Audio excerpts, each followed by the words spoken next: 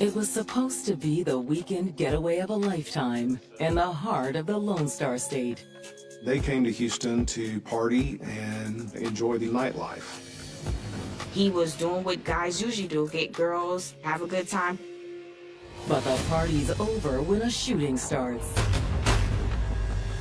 There were gunshots ringing throughout the neighborhood. Harris County 911. I don't know where I'm at, but they shooting. I'm scared. He's shot multiple times, in the chest, in the arm, just everywhere. This was a very dire situation. Were these tourists simply victims of bad luck? Or were there more sinister factors at play? What? I remember just thinking to myself, like, this can't be happening. How? Why? It just didn't make sense. This person isn't even from the city. As detectives work to unravel this mystery, they will learn trust is a luxury few can afford. This was a very toxic situation. Come on. I think it's a passion-fueled, jealousy-fueled crime. I have no problem. How do you know what they people from it? Sometimes it takes a long time to get to the truth, but that's what we did here. This was a cold, calculated murder.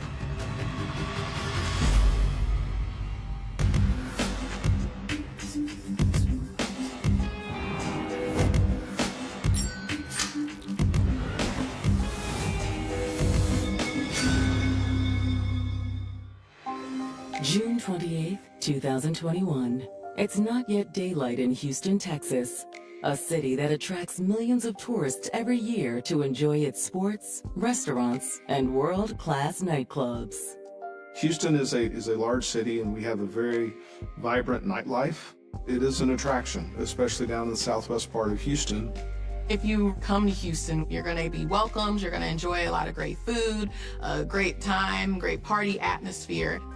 But in the early hours of this Monday morning, the city is suddenly thrown into chaos. Just around 3 a.m., there was an influx of 911 calls. Harris County 911. We think we might have just heard gunshots. Oh my God, somebody's shooting. They're still shooting right now? I'm scared. I'm in the back of my car. For sure. By the sound of the reports, at least one person has already been injured. Finish on my phone. Hurry up, please. Police race to the scene of the crime, a home in the affluent Houston neighborhood of Old Oaks. It's a quiet neighborhood.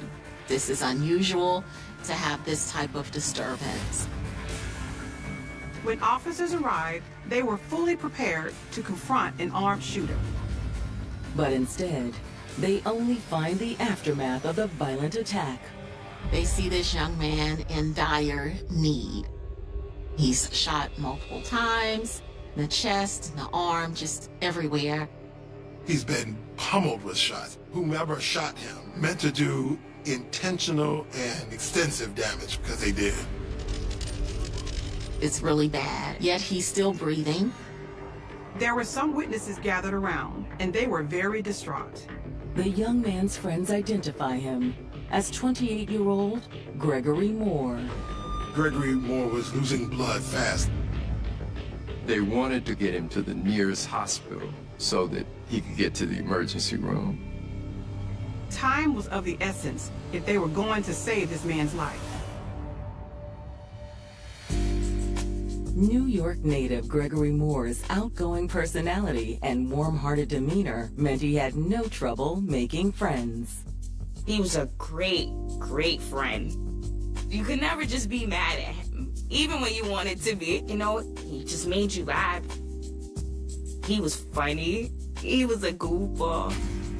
He was just one of those guys who seemed like he could get along with anyone, always the life of the party. But Gregory wasn't just the life of the party. He was also a dedicated father. We had a family young. He was an amazing dad. He was not the disciplinary. He was the fun parent. He was the kind of parent that would be like, it's raining out, don't go to work today, let's stay home and watch movies. Or let's put a bunch of blankets on the floor and let the kids just do what they want. However, as much as Greg loved his children, the pressures of parenthood put a strain on his relationship with their mother, Tatiana Anderson. We were together for 10 years, so time took its course on our relationship, and we kind of had to separate to figure ourselves out. Greg started to date other people and had a child with another woman in 2018. By the summer of 2021, Greg was focused on being the best parent he could be and building his career. He used to work the night shift. He was a community technician, so he was on the front line with the population that is underserved the most. He had gotten to a place where he didn't know if that was something he wanted to continue to pursue. So he was thinking of going to trade school and just trying to build from that. He was talking about opening a business. And in June of that year, Gregory decided to take a well-deserved break from the stresses of life by planning a trip with his closest friends. Gregory and his friends came down to Houston to have a good time, have a boys' weekend, and just enjoy themselves. They rent a high-end rental in Houston, Texas, and prepare for a few days of R&R and social get-down. But instead of enjoying a weekend savoring the sights and sounds of a new city, the group's dream vacation has just become a waking nightmare. Police responded to a string of 911 calls and found Gregory Moore unresponsive and losing blood fast. He has multiple gunshots, including his neck, his back, his arms, his chest. His carotid artery was severed. His lung was punctured. Just horrible injuries. He's clinging to life and barely has a pulse. Paramedics rush Gregory to the nearest hospital, hoping for a miracle. His life essentially at this moment is hanging in the balance. In the summer of 2021, Brooklyn resident Gregory Moore was enjoying a weekend in Houston with his closest friends. He's young, black, handsome, trying to be successful, trying to make it. When Gregory Moore and his friends rented that Airbnb in the suburbs of Houston, they thought that they were going to have a fun, ritzy, exciting weekend. But just 2 days into their trip, the group's vacation has just turned into a catastrophe. One of his friends had called me, and he was hysterical. And he was like, Greg has been shot. That's it. Nothing else. I'm hundreds of miles away. I didn't know what to do. En route to the hospital, first responders discover he's been shot at least 10 times. For the whole night, I sat on the couch. And I just waited. And me and his mom were texting, and she was like, oh, he was in ICU and he was gonna live. Meanwhile, as the sun comes up over Houston, homicide detectives arrive on the scene of the shooting to begin their investigation. When I arrived at the scene, multiple patrol units were already there. They had detained numerous individuals that had been in the home. As I walked up, I observed there be a large amount of blood on the front porch. They also saw shell casings on the ground from a 9mm. The front of the house was littered with bullets. It's so shocking because it shows the rage that the gunman had. It seems that the shooter ambushed the victim, rolled up, shot him, and then left. Near the front door, investigators locate Gregory's cell phone, but that's not the only phone they find at the scene. They find another cell phone and a tablet that looks like it's been run over. They were in the street in front of the house. It looks like this is some sort of physical evidence from the shooter. Unfortunately, the investigators aren't able to access the devices. These 2 additional devices are locked. And not only that, the tablet has been damaged. Extracting all the digital contents of the phones, that takes months. The detectives don't have that kind of time to waste. If you have an armed shooter on the loose, you need answers now. Why would someone want to hurt Gregory? These people had just traveled here. They were tourists. Gregory Moore is not from Houston, Texas. He's from New York, and so this doesn't make any sense. That's when detectives are approached by a neighbor. Hey, detectives. I have something I think you'll want to see. The neighbor had a doorbell camera that picked up some useful footage. He's able to share the video with them. It's not the greatest quality of video, but detectives can see the shooter's vehicle arrive around 3 a.m., and it's a dark-colored sedan. Seconds later, a barrage of gunshots ring out.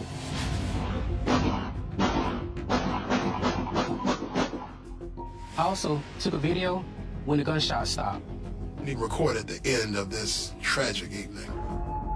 On the phone video, you can see someone running away from the crime scene. They jumped into the vehicle and pulled off. However, the cell phone video is too dark to identify exactly who this person is. They aren't able to make out the vehicle's license plate from the video either. As compelling as this evidence is, it doesn't do much to help the investigators narrow down their list of suspects. We had no idea who the person was. Right now, we have to identify this guy. However, before they can continue their investigation, Detective Crane receives a call from the hospital where Gregory is being treated. Yes, this is Detective Crane. They get a call that Gregory Moore has succumbed to his extensive injuries. Gregory Moore was dead.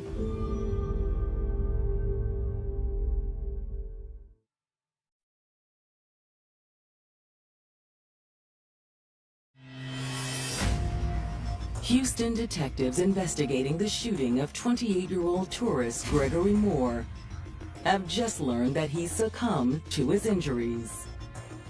He was pronounced deceased there at the hospital. It's a tragedy. It's the worst part of my job. When the news spreads to Gregory's loved ones back in Brooklyn, they're devastated and confused. And I remember just thinking to myself, like, this can't be happening. Not Greg. How? Why? I think in that moment, the air just left my body. My daughter had just graduated pre-K. And my son was going to kindergarten the following September. And I remember thinking to myself, how was I going to explain to them that he wasn't coming back?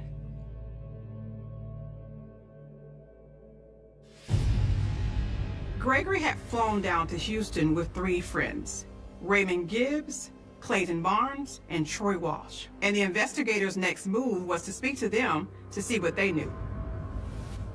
Gregory's friends are distraught when the detectives break the news to them.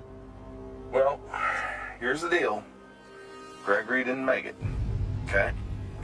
So, we're gonna do what we can to figure out who and why, but it's gonna require some help from y'all, okay? Gregory's friends are distraught. This was supposed to be a fun weekend in Houston. They came all this way just to have a good time.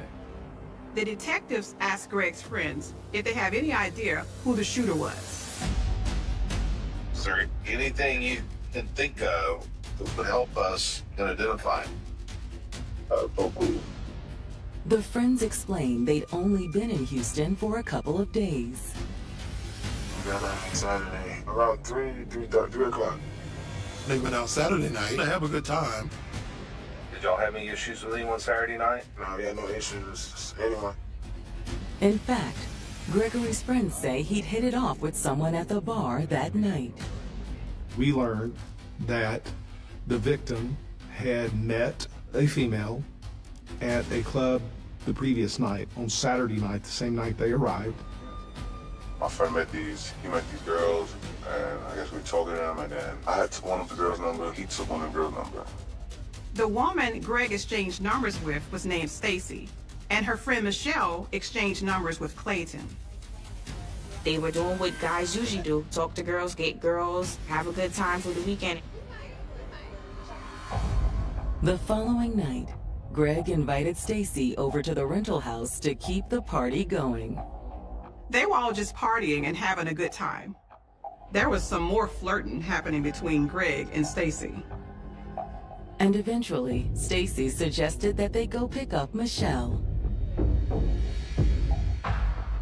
My friend wanted to come pretty much to the place, so we're like, okay.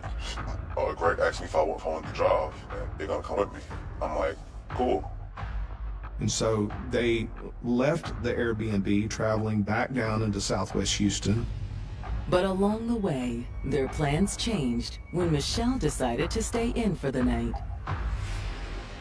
Our friend decided she wasn't coming anymore. Okay. We're like, all right, cool, whatever. And that ultimately led to them turning around and driving back up to where the Airbnb was located.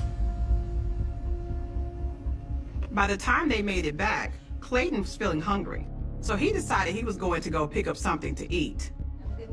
We get back here, and I'm like, I'm starving. They're like, all right, cool, we're gonna go inside and lay down. Okay. I'm like, that's cool. So I literally drive in the front to drop them off, and they walking. Clayton says as Greg and Stacy approached the front door of the Airbnb, all hell broke loose. That's when they are ambushed. I see a guy just running from the side of the grass, and I see a little flashing light, and then all I heard was shots going off. Clayton took cover and dialed 911. Please, I'm okay. Hurry up, please. Everyone knows what happened to Gregory, but where was Stacy? The kids in the house did not know where the girl had gone. That caused us concern. We don't know who this girl is or what has happened to her. There is not a last name, unfortunately. Did she run away? Is she with the perpetrator? So detectives start exploring all avenues to track Stacy down. Stacy's friend Michelle was at the club with her the night she met Greg and his friends. Michelle and Clayton had exchanged numbers. Clayton gives the police Michelle's number. She agreed to come in and speak with them about this. Thank you for coming in. You're welcome. We obviously want to talk to you about an incident that happened this morning early. Mm-hmm. And there's no sense in being all around the bush. Mm-hmm. Tell me what happened. Michelle starts by confirming that she and her friend, Stacy Adams, went bar hopping on the night of June 27th. We met some guys from New York. Everybody was having fun. They find themselves on Saturday night at a club, having a good time. They think, oh, good, we got some people to hang out with.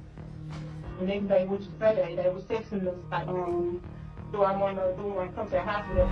Stacy was quick to accept the offer, but Michelle says she was more reluctant. I already was like, no, because now I'm loving like that.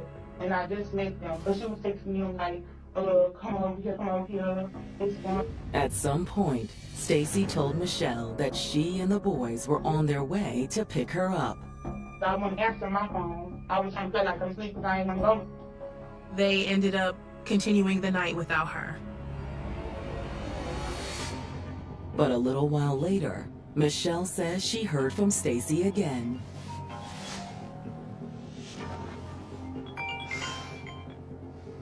Girl, I told you I'm not coming.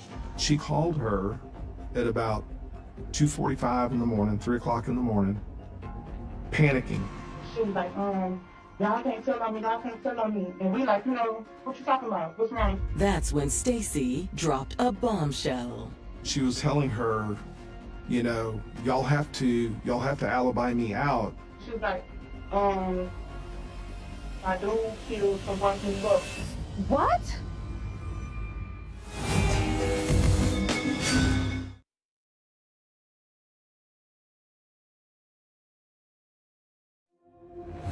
Houston police investigating the murder of Gregory Moore had been looking for a young woman named Stacy Adams, who was with Greg during the shooting. Initially, police were concerned that Stacy could be another victim of the crime, but now they have to consider the possibility she was in on it. Now, in speaking with Stacy's friend, Michelle, that possibility seems more and more likely.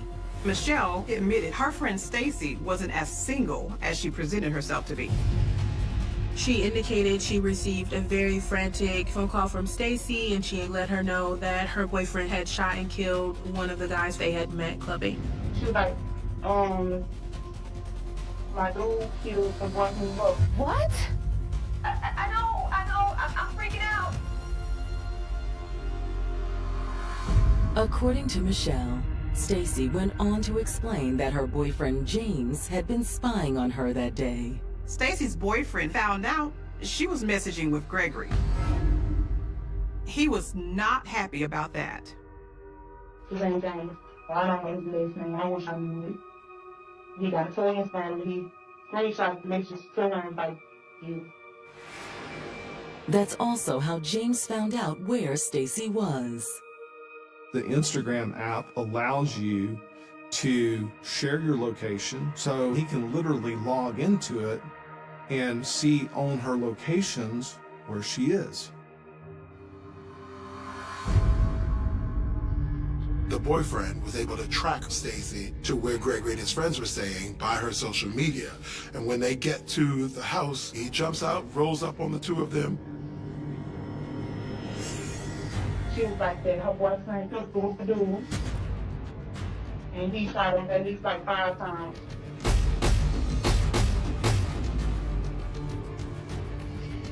Come with me if you know what's good for you. After the shots stopped, Stacy did leave the scene with her boyfriend. Even though Michelle doesn't know James's full name, she's able to provide the investigators with other useful information. She had a very good idea of where he lived, and through that information, we were able to determine what cars are registered at that address, which came back to matching the car that they fled the scene in. DMV records show that the vehicle in question is registered to a 21-year-old pizza delivery driver named James Ray Lane.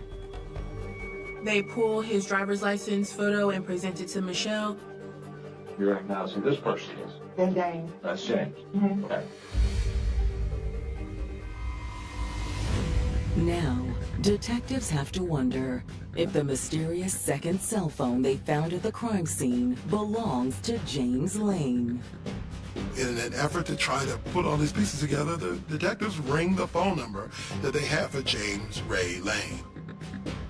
And the phone that they found at the house at the murder scene begins to ring.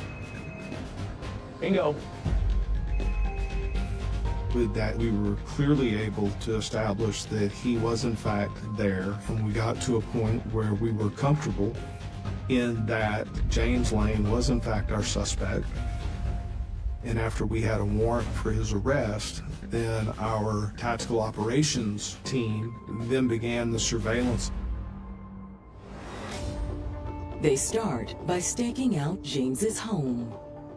Police set up surveillance. However, after several days, James does not show up and they are not able to locate Stacy either. Next, the investigators go after their suspect's vehicle. They learn that his vehicle is leased from a local car lot. And when detectives contact the car lot, they're met with a shocking piece of information. The dealership said he's here now. He's here now.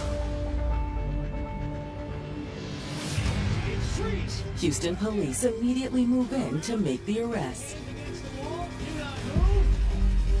Stacy was there with him too. James was arrested. Stacy was just traveling with him, and she agreed to come to our office and talk to us about what happened. At police headquarters, the investigators placed James and Stacy into separate interview rooms for questioning. They decide that Stacy is the first person that they want to talk to. We're not going to jump on off into here. Okay? And I'm going to tell you a little bit of what I do. The situation you're involved in, the truth is your best friend. Okay? Once you think about that, as we talk about what happened last weekend.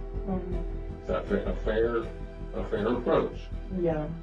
As Stacy begins to tell her story, it lines up with what the detectives have already heard from other witnesses. Saturday, I went out to this little bar, restaurant, and I met some guys. She and Michelle met the fellas from New York that night at a club. So, with that, we got exchange numbers. Stacy also confirms that she'd hung out with Gregory and his friends at their Airbnb the following night. She admitted to, in fact, being there.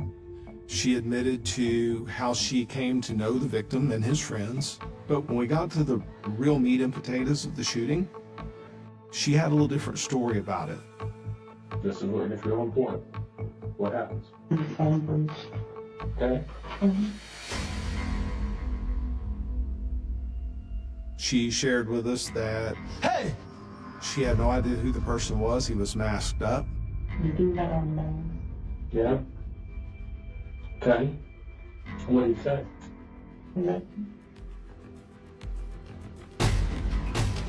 Stacy also denies leaving the scene of the crime with the shooter after he ceased fire. What happened after the shooting? I was in shock. And we went our separate ways. What do you mean with your separate ways? I left. I went to my house. Yeah? Okay. And how did you leave? We walked. My things felt like in that area.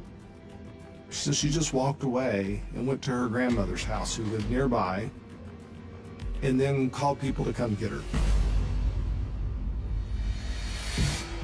The detectives aren't buying it. If you walk to your grandmother's house, give me your grandmother's name, her phone number, maybe even her address. Let's go talk to her, back up your alibi. But she couldn't. Detectives also have the cell phone footage from the neighbor, which they believe shows Stacy getting in James's car and leaving with him. There's also the fact that she told Michelle a very different story than what she's telling detectives now. Her current version of events just doesn't check out. I just straight up confronted her with the fact that that's not true. That part of it is completely fabricated, and we're going to have to do better. Sometimes it takes a long time to get to the truth, but that's what we did here.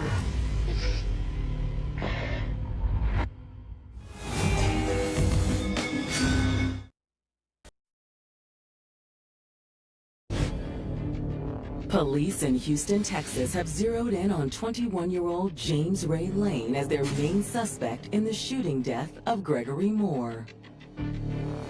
He was jealous. He was upset that his girlfriend, Stacy, might have been cheating on him, and he took it out on someone who didn't even know that she had a boyfriend.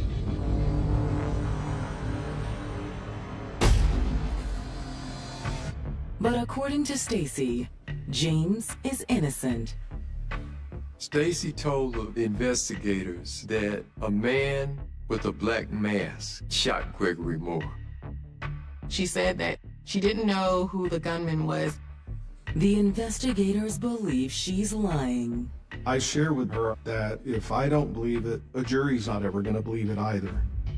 The truth is going to be very important for you right now. I sit here today, I mean, it could either make you a witness, to make you part of the crime, and to make you a suspect. So this is your opportunity to tell us the truth. I always tell them, we understand sometimes things happen that are out of your control, but we can't make it worse by lying about it. Finally, Stacy starts to break down. I can't talk to you. Nope. Not at this point. Sometimes it takes a long time to get to the truth in what we call the little ring, but we generally get there. And that's what we did here. Stacy finally admits on the night she went home with Gregory, her boyfriend James was blowing up her phone. Everything okay? Yeah, it's fine. A lot of them I was taking screenshots of my DMs and stuff. I was really ignoring him because I was having fun at that point. I don't want to argue with him. And then he just kept calling and kept it. She's getting text messages from James. He's wondering, where are you? Who are you with? James had gotten into a tablet device that Stacy owned, and that was how he was able to access all her social media, the same tablet police found at the scene of the crime. But Stacy insists she had no idea James was tracking her location. I don't know. I didn't probably. Stacy says when James ambushed them outside the Airbnb, she was just as shocked as Gregory. James was clearly upset and jealous.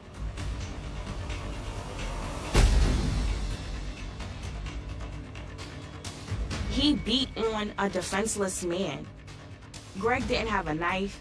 He didn't even have a pot to hit him with. He had nothing. Why did you not talk to me though? I was scared.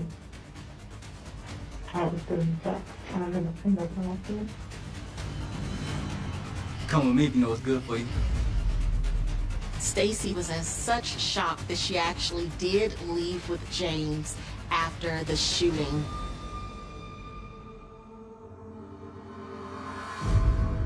I was going to stay with him until the police got there. But I was scared. She says that James then dropped her off in an area of southwest Houston called Meyerland. Okay, so you rode into Meyerland and just got out of the car on the street in Meyerland? Yes, could I have people? She was unsure as to where James went or where the murder weapon was. But they get together a few days later and decide to lay low at her cousin's house in southwest Houston. After doing that for a few more days, they make their way to the car dealership, hoping that they can get a new car and drive out of town. And it is at a car dealership that they get busted. I have no problem. I think that would be a piece of problem. But is she telling the truth? Now the detectives make their way across the hall to talk to James to try to see if their stories will line up. We don't have anybody dead about 2 years or 36 years.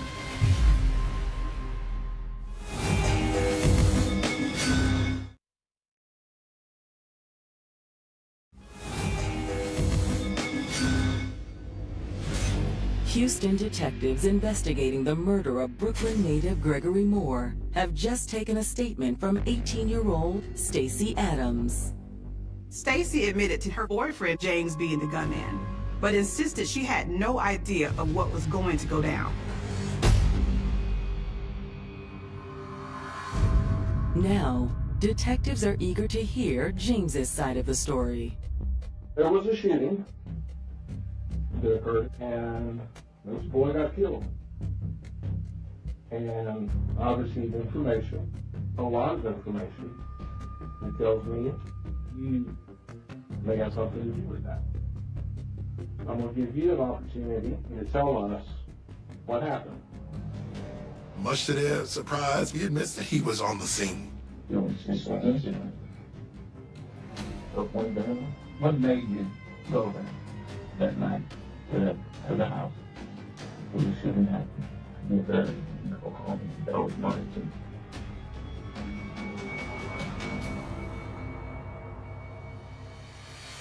But James says after he showed up and found Stacy, the situation quickly got out of hand. According to James, when he arrived, he told Stacy, "Let's go." Come on. I told her, let's go. And that's the What you think you're doing? Take my girl back home. your hands off me.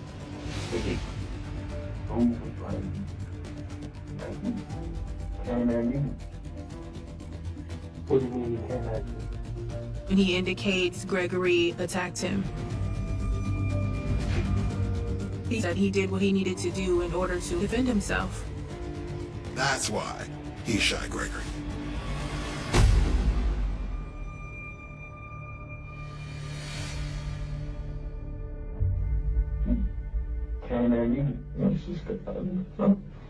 Unfortunately for James, the detectives know he's not being truthful. James told the police, basically, he felt threatened by Gregory Moore. He had the 9mm. He shot Gregory Moore 10 times, killed a man. And so it's astounding that he would try to shift the blame. Well, James, let me stop you. Don't start going down a path of lying, all right? I just lay out to him, these are the facts. This is what we know, and this is your opportunity to tell us what happened. You're gonna have to tell us what happened without some crazy story that doesn't make sense and it's not consistent with the evidence, okay? What do you want me to say? I want you to tell me the truth. Yeah, I'm telling you the truth. After a little bit of time, he comes around to the most self-serving truth he can get to, and he asked me and my partner, what would you do if you saw someone handling your woman that way?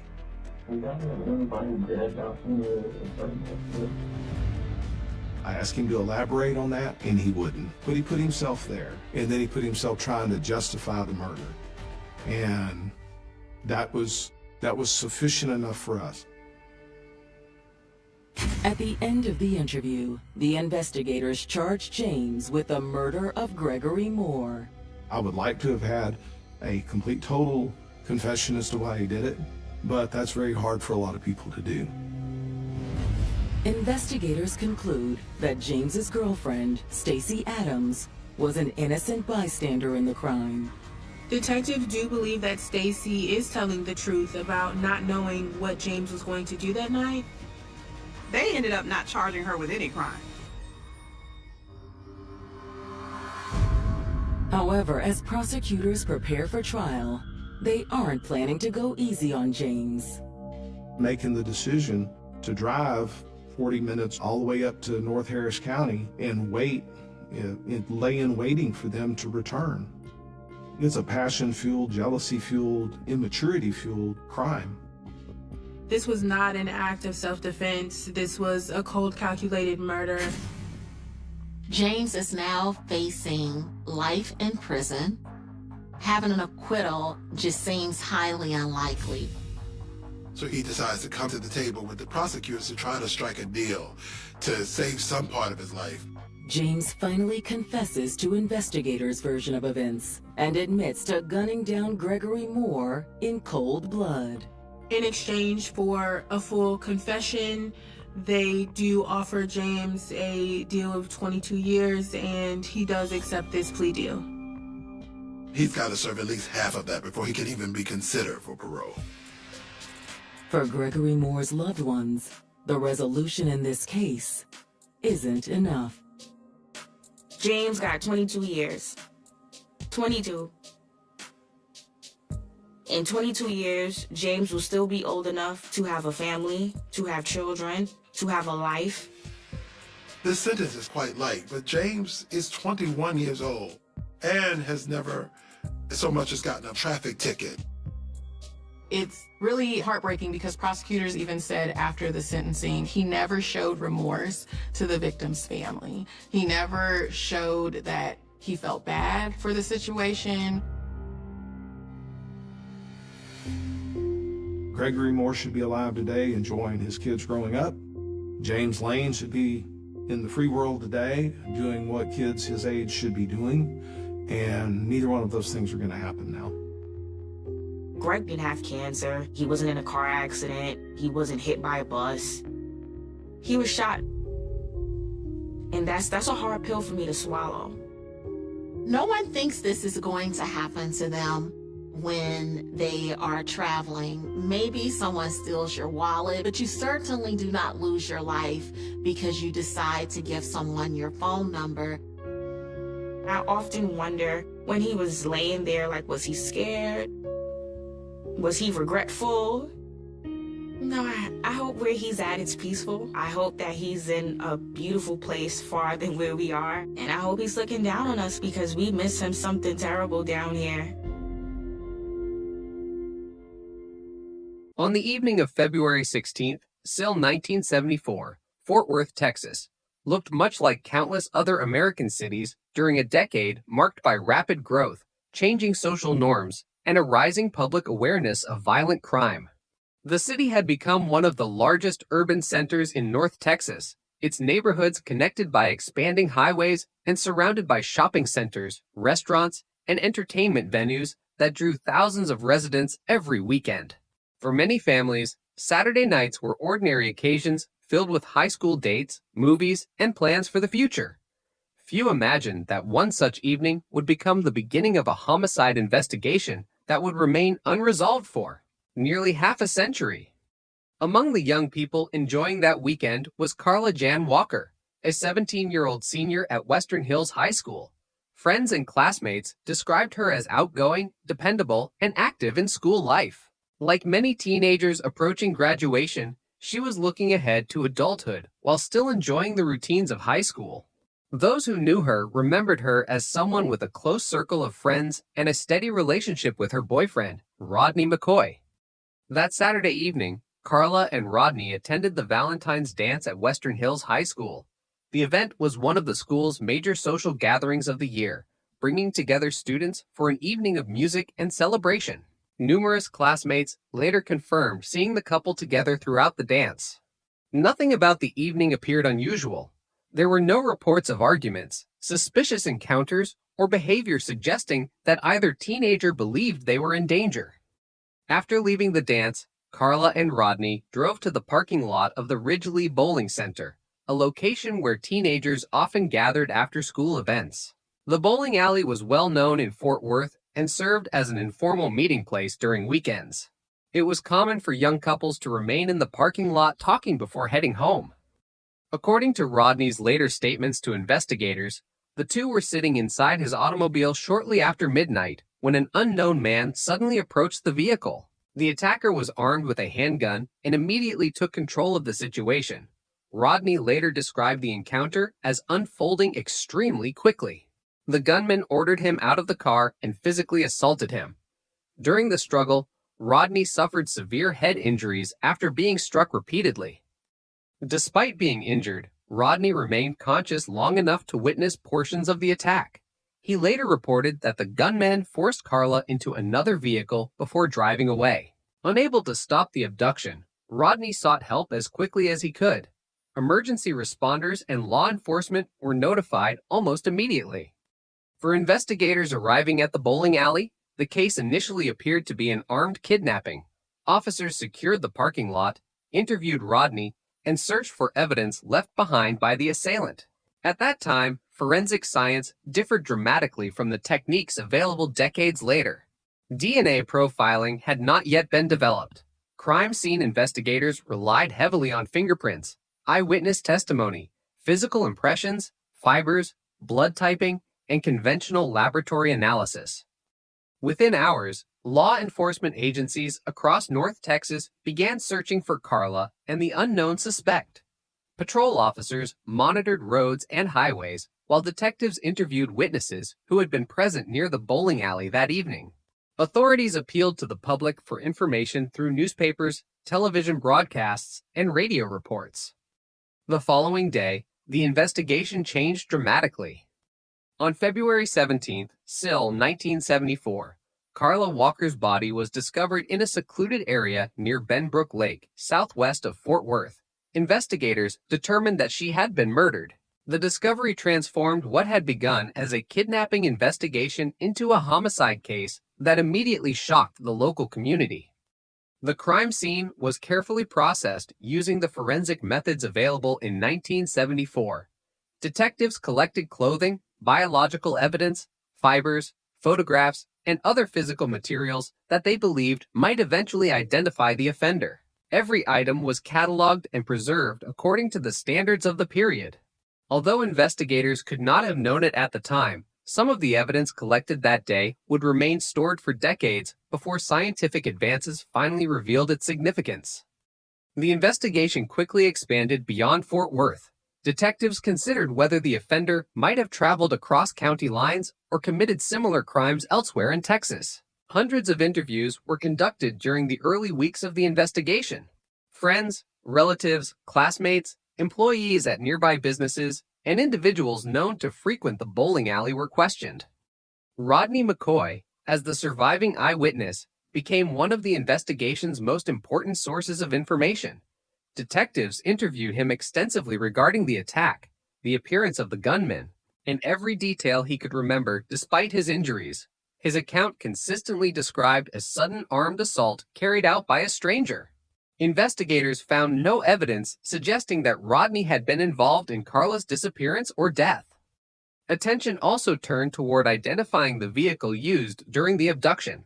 Witnesses attempted to recall automobiles seen leaving the parking lot around the relevant time, but descriptions varied and none produced an immediate breakthrough. Without surveillance, cameras, digital records, or cell phone data, detectives depended almost entirely upon eyewitness memory. As days turned into weeks, the initial surge of investigative leads began slowing. Reports from the public were carefully evaluated. Some tips appeared promising, but ultimately proved unrelated. Others could not be verified. Detectives followed every reasonable possibility, recognizing that the first days after a violent crime often offered the greatest opportunity to identify an unknown offender. Throughout Texas, newspapers covered the investigation extensively. Carla Walker's murder became one of the region's most closely watched criminal cases. Parents expressed growing concern about public safety. Schools discussed precautions with students. Community members who had previously considered locations like bowling alleys to be safe gathering places questioned whether random violence could strike anyone. During the mid-1970s, law enforcement agencies across the United States faced increasing numbers of stranger abduction cases, many occurring before modern forensic databases existed. Communication between jurisdictions often depended upon mailed reports, telephone calls, and personal contacts among investigators. While experienced detectives worked tirelessly, technological limitations frequently delayed or prevented connections between crimes committed in different regions. The Carla Walker investigation reflected those broader challenges. Detectives possessed physical evidence but lacked the scientific tools needed to extract its full value. Fingerprints remained useful only if a suspect could be identified for comparison. Blood evidence could establish limited characteristics but not individual identity. Biological samples capable of solving the crime decades later remained silent because the technology simply did not yet exist. Despite these limitations, investigators refused to abandon the case. Files expanded as every interview, laboratory report, photograph, and map was preserved. The detectives believed that one overlooked clue or one future witness might eventually provide the answer. Years passed. The homicide remained open. New detectives inherited the investigation as personnel retired or transferred. Each generation reviewed the evidence collected in 1974, attempting to identify missed opportunities or unexplored leads. Advances in forensic science occasionally allowed certain items to be re-examined, although many early techniques still offered limited results. Meanwhile, Carla Walker's family continued seeking answers. Like countless families affected by unsolved homicides, they lived with decades of uncertainty. Public attention gradually shifted toward newer crimes, yet investigators continued preserving the case files and evidence rather than closing the investigation entirely. Across the United States, the late 20th century witnessed one of the most significant revolutions in criminal investigation, the emergence of DNA profiling.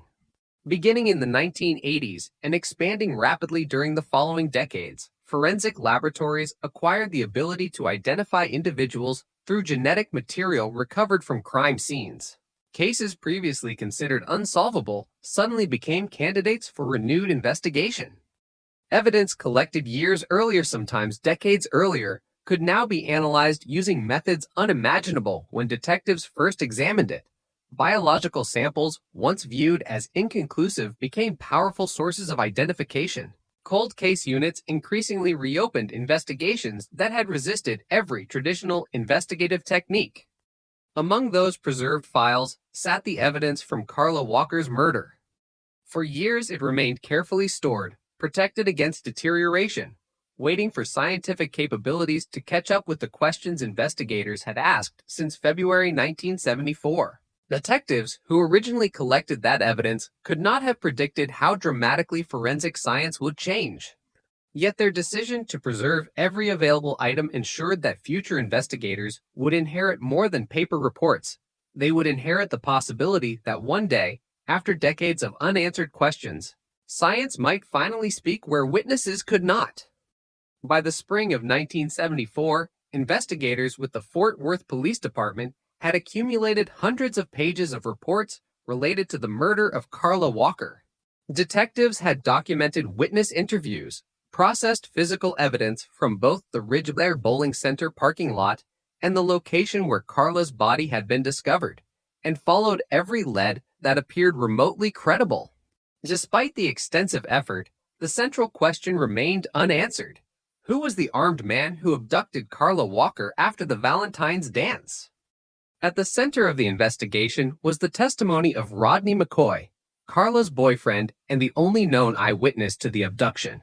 Investigators interviewed Rodney multiple times during the weeks that followed. His injuries, sustained when the attacker repeatedly struck him with a handgun, were consistent with his account of a violent assault. Detectives carefully compared each statement he gave over time, looking for inconsistencies that might suggest confusion or deception.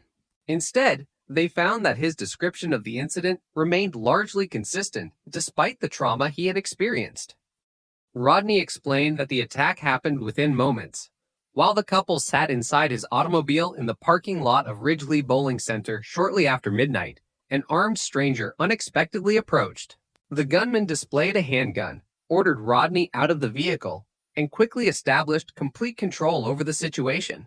Rodney resisted, and the attacker responded by striking him repeatedly with the weapon. During the assault, Carla was forced into another vehicle before the assailant fled the scene. Because Rodney had been focused on surviving the attack itself, he could provide only a limited description of the offender. He described the gunman as a white male and offered investigators every detail he could remember regarding the man's appearance, clothing, approximate height, and build. The detectives also questioned him extensively about the suspect's vehicle. While Rodney recalled certain general characteristics, the encounter had unfolded so rapidly that no complete license plate number or uniquely identifying feature could be provided. Those limitations proved significant. In 1974, there were no surveillance cameras overlooking the parking lot, no digital records documenting vehicles entering or leaving the area, and no mobile phone location data capable of reconstructing movements. Investigators depended almost entirely upon eyewitness observations and physical evidence collected from the crime scenes. Detectives immediately began canvassing businesses surrounding the bowling alley, employees working late shifts, customers leaving nearby establishments, and residents living in adjacent neighborhoods were interviewed in hopes that someone had noticed an unfamiliar vehicle or suspicious individual. While several witnesses reported seeing automobiles entering or leaving the parking lot around the relevant time, none could confidently identify one as connected to the crime. Law enforcement also explored whether Carla or Rodney had been specifically targeted. Friends, classmates, teachers, relatives, and acquaintances were questioned about their relationships, routines, and any recent conflicts. Investigators searched for evidence that Carla had received threats or that someone had developed an unhealthy fixation on her. Likewise, detectives considered whether Rodney himself might have been the intended target. Despite extensive interviews, no credible evidence emerged suggesting that either teenager had known their attacker. Attention then shifted toward offenders with histories of violent crimes in the Fort Worth area. Detectives reviewed reports involving armed robberies, assaults, kidnappings, and sexual offenses committed before February 1974. Individuals recently released from prison or under parole supervision were identified and, where appropriate, interviewed or investigated further. Some became temporary persons of interest before being eliminated through alibis or lack of supporting evidence. Meanwhile, forensic specialists continued examining every piece of physical evidence recovered during the investigation. Crime laboratory capabilities in the mid-1970s focused primarily on fingerprint comparison, blood typing, microscopic hair and fiber analysis, and the examination of physical trace materials. Biological evidence could establish certain characteristics, such as blood groups, but it could not uniquely identify a specific individual. Consequently, evidence that would later prove invaluable remained scientifically incomplete at the time. Detectives preserved clothing, fibers, biological samples, photographs, and laboratory reports with exceptional care. Standard evidence procedures required every item to be documented, labeled, and securely stored. While these practices were routine, they ultimately became one of the investigation's greatest strengths. The decision to retain evidence rather than discard it ensured that future forensic technologies could eventually revisit the case. As weeks became months, investigators continued receiving information from the public. Newspaper coverage prompted citizens to report suspicious individuals, unusual vehicles, and rumors circulating throughout Fort Worth. Every tip required evaluation. The detectives traveled throughout Texas, following leads that occasionally appeared promising but repeatedly ended without identifying the offender. One recurring challenge involved eyewitness reliability. Human memory naturally changes over time, particularly following stressful events or after exposure to media coverage. Detectives therefore attempted to verify every witness statement independently whenever possible. Information that could not be corroborated was carefully documented but treated cautiously. By the end of 1974, the investigation had generated an extensive case file without producing sufficient evidence to identify or arrest a suspect. Rather than closing the investigation, Fort Worth detectives formally classified the homicide as an active, unsolved case. Periodically, investigators reopened specific lines of inquiry whenever new information became available. During the following years, the Walker family remained in regular contact with law enforcement. Like many families affected by unsolved homicides, they sought updates whenever detectives reviewed evidence or received new leads. Although investigators could rarely provide definitive answers, communication between the family and the police continued as the case remained open. The broader criminal justice landscape was also evolving. Throughout the late 1970s and early 1980s, forensic laboratories introduced increasingly sophisticated methods for comparing trace evidence. Hair examinations became more standardized, fiber analysis improved, and serological testing expanded investigators' ability to classify biological material. Even so, these techniques still lack the ability to identify one individual with the level of certainty later achieved through DNA profiling. As new detectives joined the Fort Worth Police Department, responsibility for the Walker investigation gradually transferred from one generation of investigators to another. Each detective inherited thousands of pages of reports along with preserved evidence collected in February 1974. Fresh reviews occasionally identified investigative opportunities that earlier teams had not pursued, leading to additional interviews and renewed examinations of existing evidence. Cold case investigations often rely upon this process of periodic reassessment. Investigators revisit witness statements, compare old reports against newer crimes, and examine whether technological advances permit additional laboratory testing. The Carla Walker investigation followed this pattern. Although no immediate breakthrough occurred, the case was never abandoned. Nationally, law enforcement agencies were beginning to appreciate the long-term value of preserving physical evidence. High-profile unsolved cases demonstrated that items collected decades earlier could become relevant as scientific techniques advanced. This shift encouraged agencies to maintain evidence whenever practical, even in investigations that had grown inactive. One of the most significant scientific developments arrived during the mid-1980s with the introduction of DNA profiling, initially available only in limited circumstances. The technology demonstrated that biological material recovered from crime scenes could identify individuals with extraordinary precision.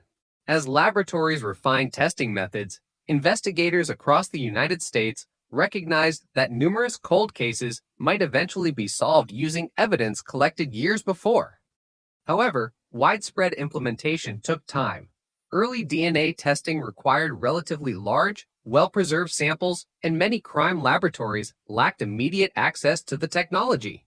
Funding limitations, laboratory backlogs, and evolving scientific standards meant that numerous older investigations, including Carlo Walker's, continued waiting while forensic science advanced. Throughout the 1990s and early 2000s, improvements in DNA extraction and analysis dramatically expanded what laboratories could accomplish. Scientists developed techniques capable of analyzing increasingly small or degraded biological samples. Evidence previously considered unsuitable for testing suddenly became viable. Recognizing these advances, cold case investigators across Texas began reviewing unsolved homicides involving preserved biological evidence. The Walker case naturally attracted renewed attention because investigators knew potentially significant forensic material had been retained since 1974. Before submitting decades-old evidence for modern DNA analysis, investigators first evaluated its condition. Evidence storage records were examined to confirm that items had remained properly preserved and that chain of custody documentation remained intact. Maintaining an unbroken chain of custody was essential because any future prosecution would require demonstrating that evidence had been securely maintained from the original investigation through contemporary laboratory testing. At the same time, detectives reviewed every suspect previously considered during the original investigation. Many had died, relocated, or been eliminated years earlier. Others remained unidentified individuals mentioned only briefly in witness interviews. Investigators understood that if modern forensic testing produced a DNA profile, they would need reliable comparison samples from potential suspects. By the early 21st century, the investigation had entered a new phase. Instead of relying primarily upon eyewitness recollections, detectives increasingly focused on scientific evidence preserved from the original crime scene. Advances in forensic biology offered possibilities unavailable to investigators in 1974. Yet obtaining a DNA profile represented only the first challenge. Even if a profile could be developed, identifying the individual behind it would require additional investigative work, particularly if that person's DNA was absent from criminal databases. For decades, the evidence collected during the first days after Carlo Walker's murder had remained carefully stored in police property rooms. Those sealed packages represented more than historical artifacts from an unsolved investigation. They contained biological material that had outlived changing investigative methods, retiring detectives, and evolving forensic science. As technology continued advancing, investigators increasingly believed that the answers sought since February 1974 might no longer depend upon fading memories or forgotten witness accounts, but upon microscopic genetic evidence that had silently waited nearly half a century for science to catch up with the crime. As the decades passed, the investigation into Carlo Walker's murder became what law enforcement classifies as a cold case and investigation that remains open but lacks active investigative leads. Contrary to popular belief, a cold case is not considered closed. Detectives continue to review evidence, evaluate new information, and apply advances in forensic science whenever opportunities arise. For Carlo Walker's family, however, the passing years meant living with unanswered questions, while hoping that each new scientific development might bring investigators closer to identifying the person responsible. During the 1980s and 1990s, homicide investigations across the United States were transformed by developments in forensic biology. DNA profiling, first introduced in criminal investigations during the mid-1980s, demonstrated that biological material recovered from crime scenes could identify individuals with an unprecedented level of certainty. Initially, The technology was limited to relatively fresh and well-preserved samples, but continuous improvements gradually expanded its usefulness for older investigations. The Fort Worth Police Department monitored these developments closely. Detectives responsible for unsolved homicides recognized that evidence collected in the 1970s might eventually become suitable for DNA analysis. As forensic laboratories introduced increasingly sensitive testing methods, investigators periodically reviewed whether the evidence preserved from Carla Walker's murder could benefit from new examination.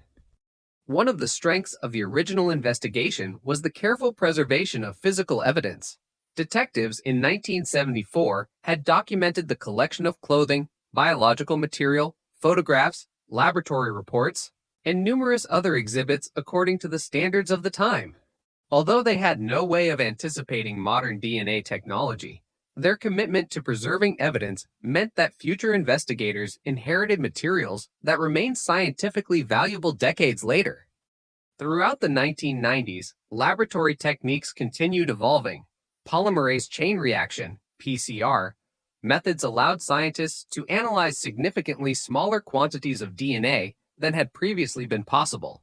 Improvements in contamination control, extraction procedures, and statistical interpretation further increased the reliability of forensic testing. These advances encouraged cold case investigators nationwide to revisit evidence that earlier laboratories had been unable to examine successfully. Even with improved technology, reopening an old homicide required considerable preparation. Before evidence could be submitted for additional testing, detectives carefully reviewed original reports to verify the chain of custody. Every transfer of evidence from the crime scene to the property room, from storage to laboratory examination, and back again, had to be documented. Maintaining this uninterrupted record ensured confidence that the items being tested decades later were the same items collected during the original investigation. Investigators also reassessed the original witness interviews. Although memories naturally fade over time, older statements occasionally become more meaningful when viewed alongside new forensic findings. Detectives compared reports prepared in 1974 with interviews conducted during later reviews, searching for overlooked consistencies or investigative opportunities that had not seemed significant at the time. Meanwhile, criminal databases expanded dramatically. The creation of the Combined DNA Index System, CODIS, enabled laboratories to compare DNA profiles from crime scenes with profiles obtained from convicted offenders and, later, from individuals arrested for certain offenses in many jurisdictions. Detectives hoped that if a usable DNA profile could be developed from evidence in the Walker investigation, a comparison through available databases might identify a suspect. However, obtaining a DNA profile represented only the first step. Success depended upon recovering sufficient biological material from evidence that had been stored for decades. Environmental exposure, handling practices common in the 1970s, and natural degradation could all affect the quality of genetic material. Consequently, forensic scientists approached older evidence cautiously, using specialized procedures designed to maximize the chances of obtaining reliable results while minimizing the risk of contamination. By the early 2000s, many police departments across the United States had established dedicated cold case units or assigned experienced investigators to review unsolved homicides systematically. These units often combine traditional detective work with modern forensic science, recognizing that either approach alone might be insufficient. The Carla Walker investigation benefited from this broader national emphasis on revisiting long unsolved violent crimes. As detectives revisited the file, they also examined whether advances in offender profiling, geographic analysis, or computerized records might reveal patterns that had been impossible to identify decades earlier. Records that once required manual searches could now be reviewed electronically. Investigators compared the Walker homicide with other unsolved crimes in Texas and neighboring states, looking for similarities in offender behavior, victim selection, or methods of operation. While these reviews produced valuable analytical insights, none identified a suspect with sufficient certainty to justify prosecution. Throughout these years, investigators remained mindful of an important principle in criminal investigations. Scientific evidence is most powerful when interpreted alongside traditional investigative work. DNA can establish that a person's biological material was present, but detectives must still determine how and why it came to be there. Consequently, even as forensic technology improved, investigators continued interviewing witnesses, reviewing historical records, and examining every credible lead that emerged. The rise of investigative genetic genealogy during the late 2010s represented another major development. Unlike traditional DNA database searches, which compare crime scene profiles against law enforcement databases containing convicted offenders or arrestees, investigative genetic genealogy compares crime scene DNA to voluntarily submitted profiles from individuals using genealogy services for family history research. By identifying distant biological relatives, genealogists can assist investigators in constructing family trees that may eventually lead to an unknown suspect. This approach gained international attention following the identification and arrest of the individual known as the Golden State Killer in 2018. After that case demonstrated the effectiveness of investigative genetic genealogy, law enforcement agencies across the United States began evaluating whether the same methodology might assist in other long-standing investigations. The Fort Worth Police Department reviewed the Carla Walker case within this changing investigative landscape. Detectives determined that preserved biological evidence might now be suitable not only for conventional DNA analysis, but also, if necessary and legally appropriate, for advanced genealogical techniques. Partnerships with forensic laboratories and specialized experts became increasingly important as investigators prepared evidence for modern testing.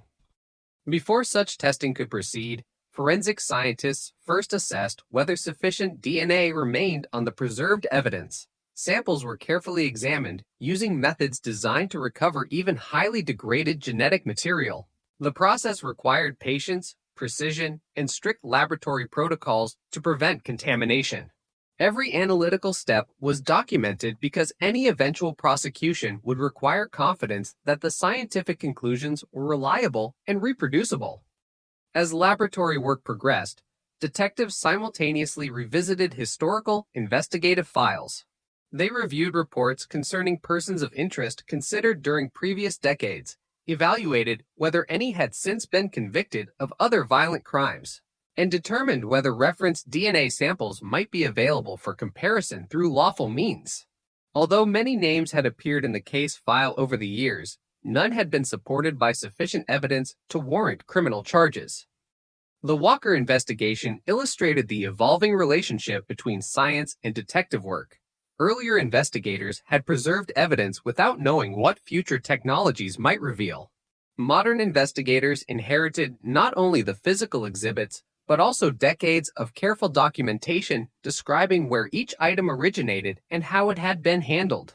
Without that meticulous record-keeping, even the most advanced laboratory techniques would have had limited value. Cold case investigations often progress slowly because each step must withstand future judicial scrutiny. Detectives cannot rely upon assumptions or incomplete documentation. Every laboratory result must be interpreted within the broader factual context established by witness interviews, crime scene examinations, and historical investigative records. In the Walker case, that careful approach ensured that scientific advances would strengthen, not replace, the traditional investigative foundation established in 1974. By the late 2010s, the investigation had reached a point unimaginable when Carla Walker disappeared. Evidence collected nearly half a century earlier was being examined using technologies unavailable to the original detectives. Investigators understood that they were closer than ever to answering questions that had persisted since February 1974. Yet they also recognized that identifying a DNA profile would not automatically resolve the case. Confirming the identity of the individual associated with that profile would require additional investigation, corroborating evidence, and adherence to established legal procedures before any arrest could occur. For nearly 5 decades, the case had endured because investigators refused to discard evidence or abandon the possibility that future science might provide answers. As forensic laboratories completed increasingly sophisticated analyses, the preserved biological evidence from Carla Walker's murder was no longer viewed simply as an exhibit from an old case file. It had become the central focus of an investigation entering its most scientifically significant phase since the crime was first reported in 1974.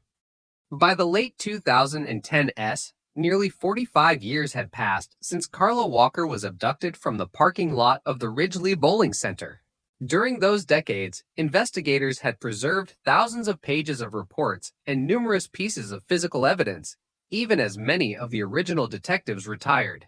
What had changed most dramatically was not the evidence itself, but the scientific methods available to examine it. The investigation increasingly focused on whether modern DNA analysis could produce information that had been unattainable in 1974. The first step was to determine whether biological evidence retained from the original investigation could yield a suitable DNA profile. Forensic scientists carefully evaluated preserved exhibits using contemporary laboratory procedures designed for aged and potentially degraded samples. Unlike earlier forensic methods, which required relatively large amounts of biological material, modern techniques could often recover usable DNA from much smaller samples while minimizing contamination. Laboratory personnel followed strict quality control protocols throughout the testing process. Each stage, from evidence handling and extraction to amplification and profile interpretation, was documented in detail. This documentation was essential because any future criminal prosecution would require confidence that the testing met accepted scientific standards and that the resulting DNA profile accurately reflected material recovered from the evidence. The laboratory work ultimately succeeded in producing a DNA profile believed to belong to the unknown perpetrator. For investigators, this represented the most significant forensic development since the original homicide investigation began. After decades without a viable suspect, detectives now possessed biological evidence capable of being compared against modern databases. The profile was first evaluated through conventional law enforcement DNA databases, including systems designed to compare crime scene profiles with those of convicted offenders and other legally eligible individuals. According to public accounts of the investigation, those searches did not immediately identify a matching individual.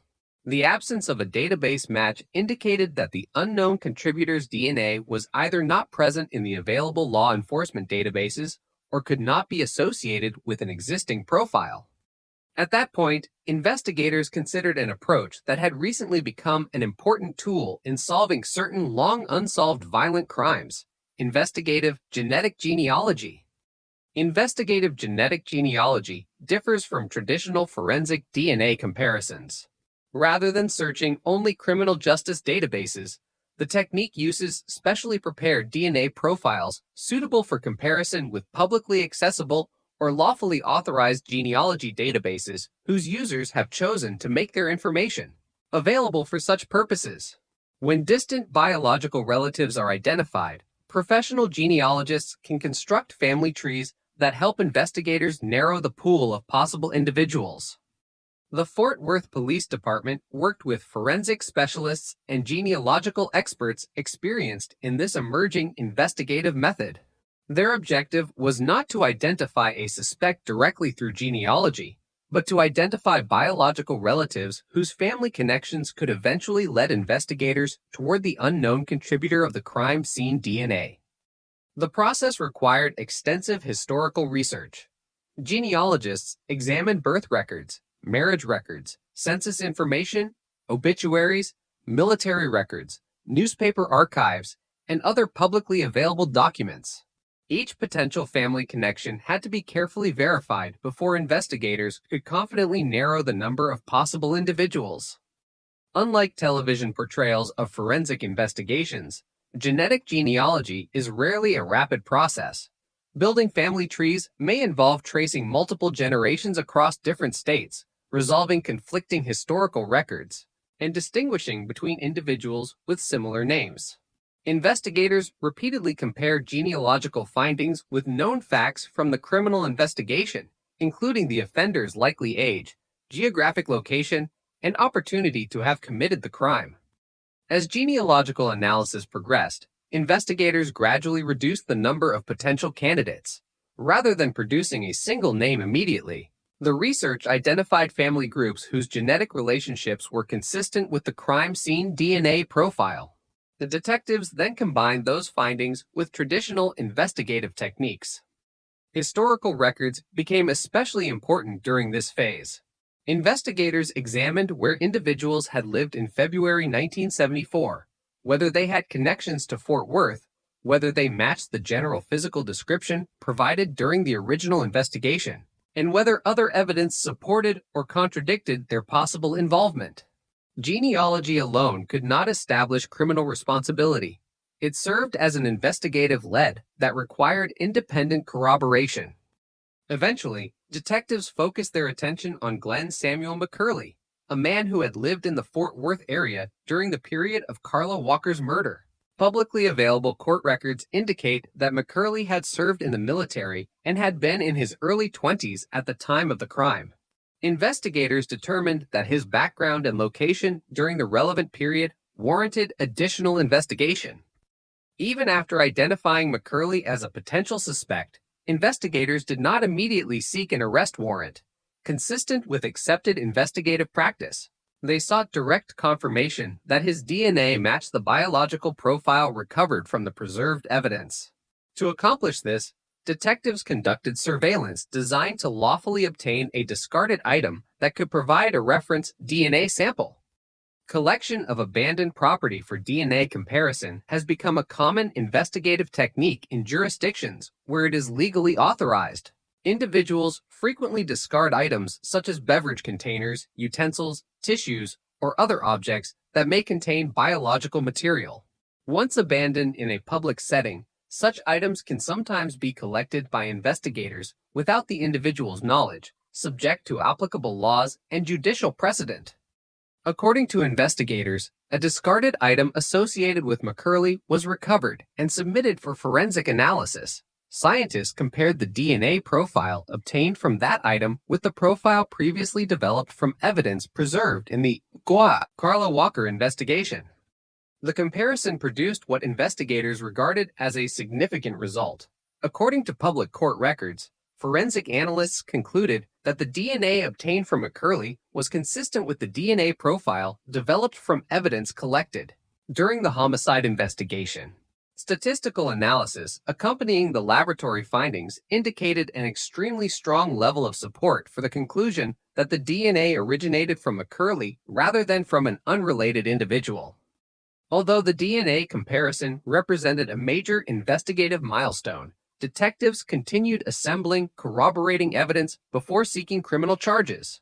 They reviewed historical records documenting McCurley's whereabouts in 1974, examined previous investigative reports, and prepared a comprehensive affidavit summarizing both the original investigation and the modern forensic findings. Cold case prosecutions present unique challenges because decades often separate the crime from the arrest. Witnesses may have died, memories may have faded, and physical locations may have changed substantially. Consequently, prosecutors and investigators seek to develop the strongest possible evidentiary record before filing charges.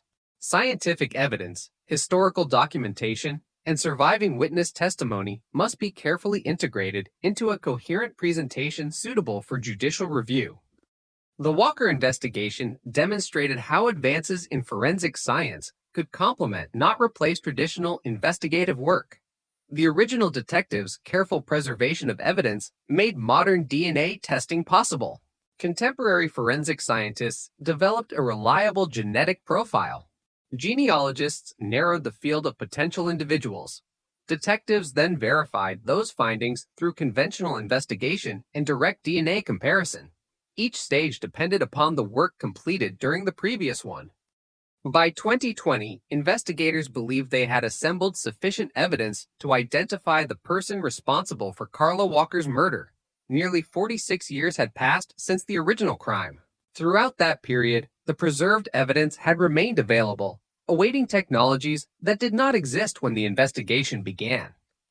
For the Walker family, the scientific developments represented something that had seemed increasingly unlikely with each passing decade: measurable progress toward identifying the offender.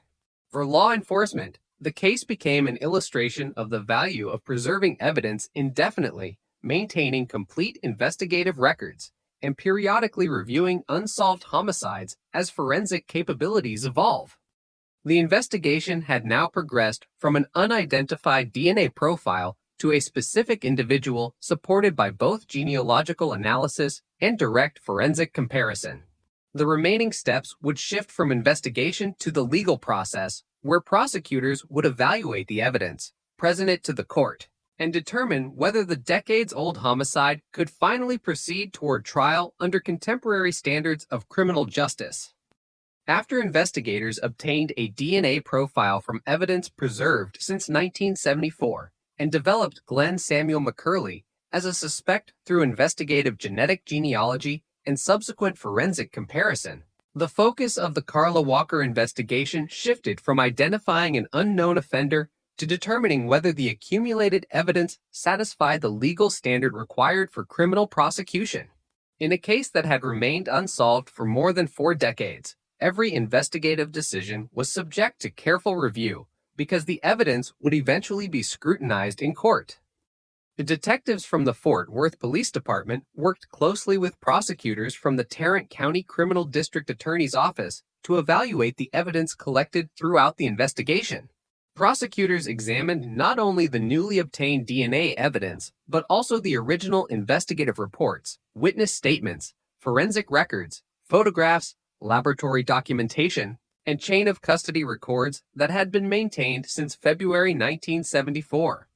One of the primary strengths of the case was the continuity of documentation.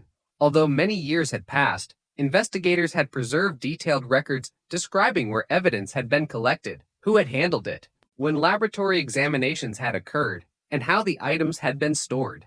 Maintaining this uninterrupted chain of custody was essential because it allowed prosecutors to demonstrate that the biological evidence tested in modern laboratories originated from the original crime scene and had not been altered or substituted. The DNA evidence itself represented a major advancement over the investigative tools available in 1974. According to public court records, forensic scientists compared the DNA profile recovered from preserved evidence with the DNA obtained from the discarded item associated with McCurley. The resulting comparison produced an extremely strong statistical association, supporting investigators' conclusion that the DNA belonged to McCurley rather than to an unrelated individual. While DNA evidence can provide powerful identification, prosecutors also sought corroborating information from the historical investigation. They reviewed Rodney McCoy's eyewitness account of the abduction, contemporary reports describing the sequence of events, and evidence establishing the timeline of Carla Walker's disappearance. These historical records remained important because successful homicide prosecutions generally rely upon multiple forms of evidence that support one another. Investigators also reviewed McCurley's known history and whereabouts during the relevant period. Publicly available information established that he had been living in the Fort Worth area in 1974, placing him within the geographic region where the crime occurred. Detectives evaluated employment records, residential information, and other available documentation to determine whether any information contradicted the developing case. According to public reports, investigators found no evidence that excluded him from consideration. By early 2020, investigators concluded that the accumulated evidence established probable cause to seek criminal charges. On February 21, SIL 2020, nearly 46 years after Carla Walker's murder, Glenn Samuel McCurley was arrested and charged with murder. The arrest marked the first time anyone had been formally accused in connection with the case. The announcement received significant national media attention because it illustrated the increasing role of forensic science in resolving decades-old investigations. Law enforcement officials emphasized that the breakthrough resulted from the combination of evidence preservation, advances in DNA analysis, investigative genetic genealogy, and traditional detective work rather than from any single investigative technique. For Carla Walker's surviving family members, the arrest represented the first substantial legal development since 1974. Although an arrest does not determine guilt, it signaled that investigators believed sufficient evidence existed to present the case before the judicial system. Following the arrest, McCurley was processed through the criminal justice system in accordance with Texas law. As in every criminal prosecution, he was presumed innocent unless proven guilty beyond a reasonable doubt in court. Prosecutors therefore prepared to present the evidence while defense counsel evaluated the investigative methods, forensic testing, and legal issues surrounding the decades-old case. Cold case prosecutions often present challenges that differ from those encountered in recent investigations. Witnesses may no longer be available because of death, illness, or the passage of time. Physical locations may have changed substantially. Documentary evidence must therefore assume increased importance, and investigators frequently rely upon preserved reports created by detectives who are no longer living or no longer employed by the investigating agency. The Walker case benefited from the extensive documentation prepared during the original investigation. Detectives in 1974 had carefully recorded witness interviews, evidence collection procedures, and crime scene observations. Those reports allowed modern investigators to reconstruct the original investigation with considerable accuracy despite the passage of decades. During pretrial proceedings, attorneys addressed various legal issues commonly associated with older criminal prosecutions. Courts examined the admissibility of forensic evidence, reviewed laboratory procedures, and considered whether investigative methods satisfied applicable legal standards. DNA evidence introduced in court generally requires expert testimony explaining how samples were collected, analyzed, and interpreted according to accepted scientific principles. Investigative genetic genealogy also attracted attention because it represented a relatively recent investigative technique. It is important to distinguish between the genealogy process and the evidence ultimately presented at trial. Genetic genealogy served as an investigative tool that directed detectives toward a potential suspect. The criminal case itself relied upon the direct forensic DNA comparison between McCurley's known DNA sample and the biological evidence recovered from the original investigation. This distinction reflects an important principle in criminal investigations. Investigative techniques used to identify suspects are not necessarily the same evidence presented to establish guilt. Once detectives identify a suspect through lawful investigative methods, they seek independently admissible evidence capable of satisfying judicial standards. Throughout 2020 and 2021, additional court proceedings continued while prosecutors and defense attorneys prepared their respective cases. Investigators remained available to explain both the original 1974 investigation and the modern forensic analyses performed decades later. Forensic scientists likewise prepared to describe laboratory procedures, DNA interpretation, and statistical conclusions supporting the identification. The case also highlighted broader developments occurring throughout American criminal justice. Numerous cold cases from the 1960s, 1970s, and 1980s were being reopened because advances in DNA technology permitted evidence collected decades earlier to be re-examined successfully. Investigators increasingly recognized that preserving biological evidence indefinitely could provide future opportunities, even when available forensic methods initially proved insufficient. The Walker investigation became an example frequently cited by law enforcement agencies discussing the importance of evidence preservation. Had biological material been discarded, improperly stored, or inadequately documented during the original investigation, later scientific advances might never have been able to identify the suspect. As court proceedings continued, media coverage frequently revisited the history of the investigation. Reports described how detectives had spent decades reviewing the file, preserving evidence, and waiting for technological developments capable of answering questions that traditional investigative methods had been unable to resolve. The story illustrated the patience often required in cold case investigations, where breakthroughs sometimes occur only after substantial advances in forensic science. For investigators who had inherited the case years after the original crime, the arrest represented the culmination of work spanning multiple generations of detectives, forensic scientists, evidence technicians, prosecutors, and laboratory personnel. No single investigator had solved the case independently. Instead, the eventual identification resulted from decades of cumulative effort combined with scientific innovation. Although the arrest was a significant milestone, the legal process remained ongoing.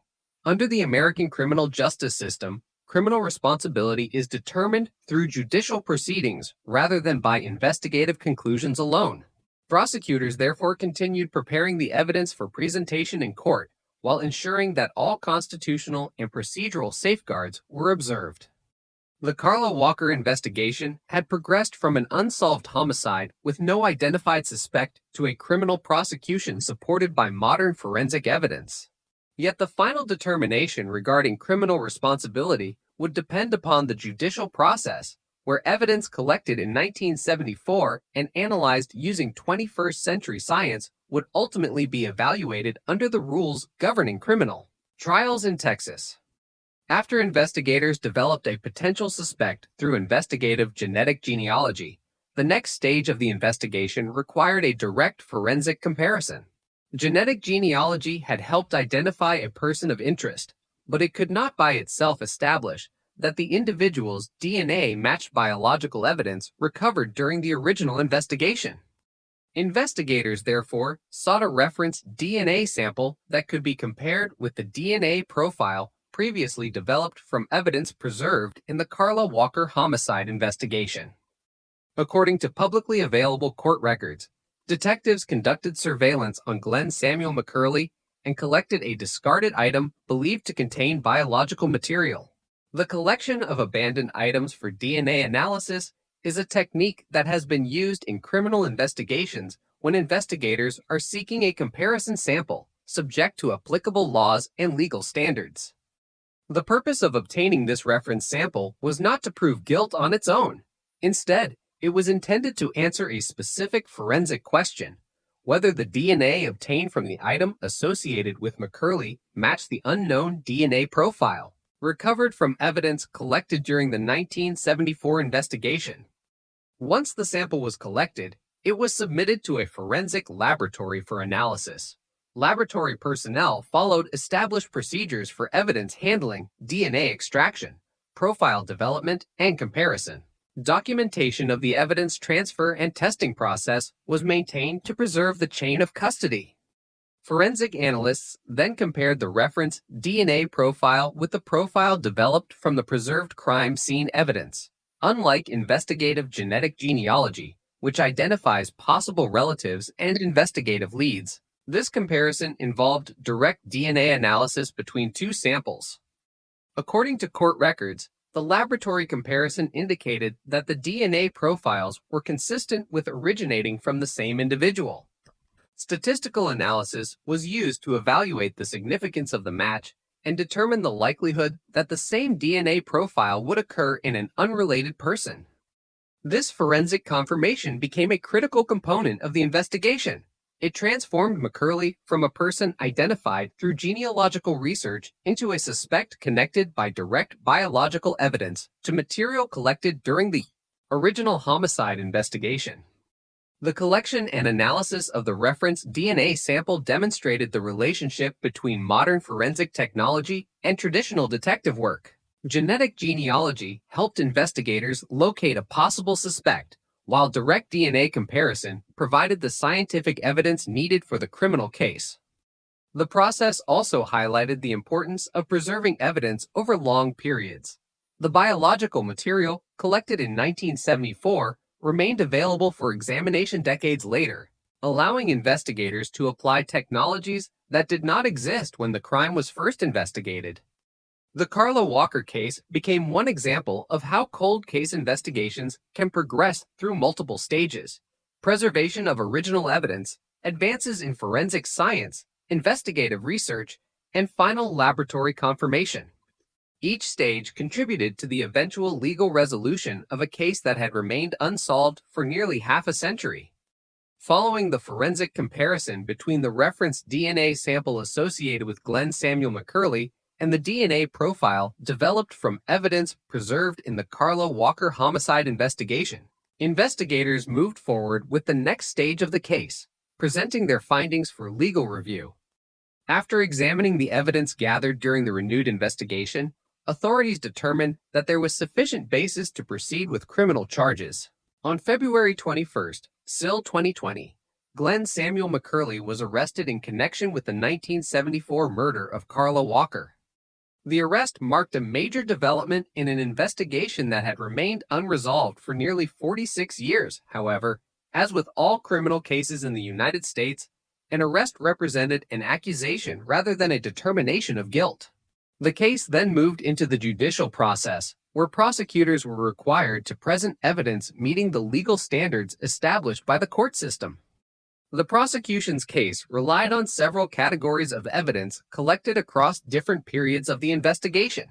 These included the original police records from 1974, witness statements, crime scene documentation, forensic laboratory results, and the modern DNA analysis that connected McCurley to biological evidence preserved from the original investigation. One important aspect of the case was the continuity between the original investigation and the modern forensic work. Detectives in 1974 had preserved evidence and maintained documentation that allowed later investigators and forensic scientists to examine the material using technologies unavailable at the time of collection. The legal proceedings also involved examination of the scientific methods used during the investigation. DNA evidence presented in court requires explanation from forensic experts, including how samples were collected, how profiles were developed, and how statistical calculations support the conclusions reached by laboratory analysts. The role of investigative genetic genealogy was also distinct from the role of forensic DNA comparison. Genetic genealogy helped investigators identify a possible suspect by examining biological relationships through genealogy databases and historical records.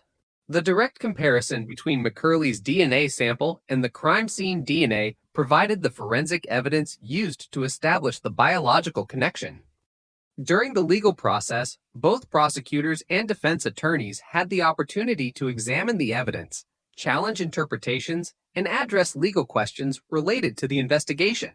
This review process is a fundamental part of the criminal justice system, particularly in cases involving decades-old evidence and evolving forensic technologies.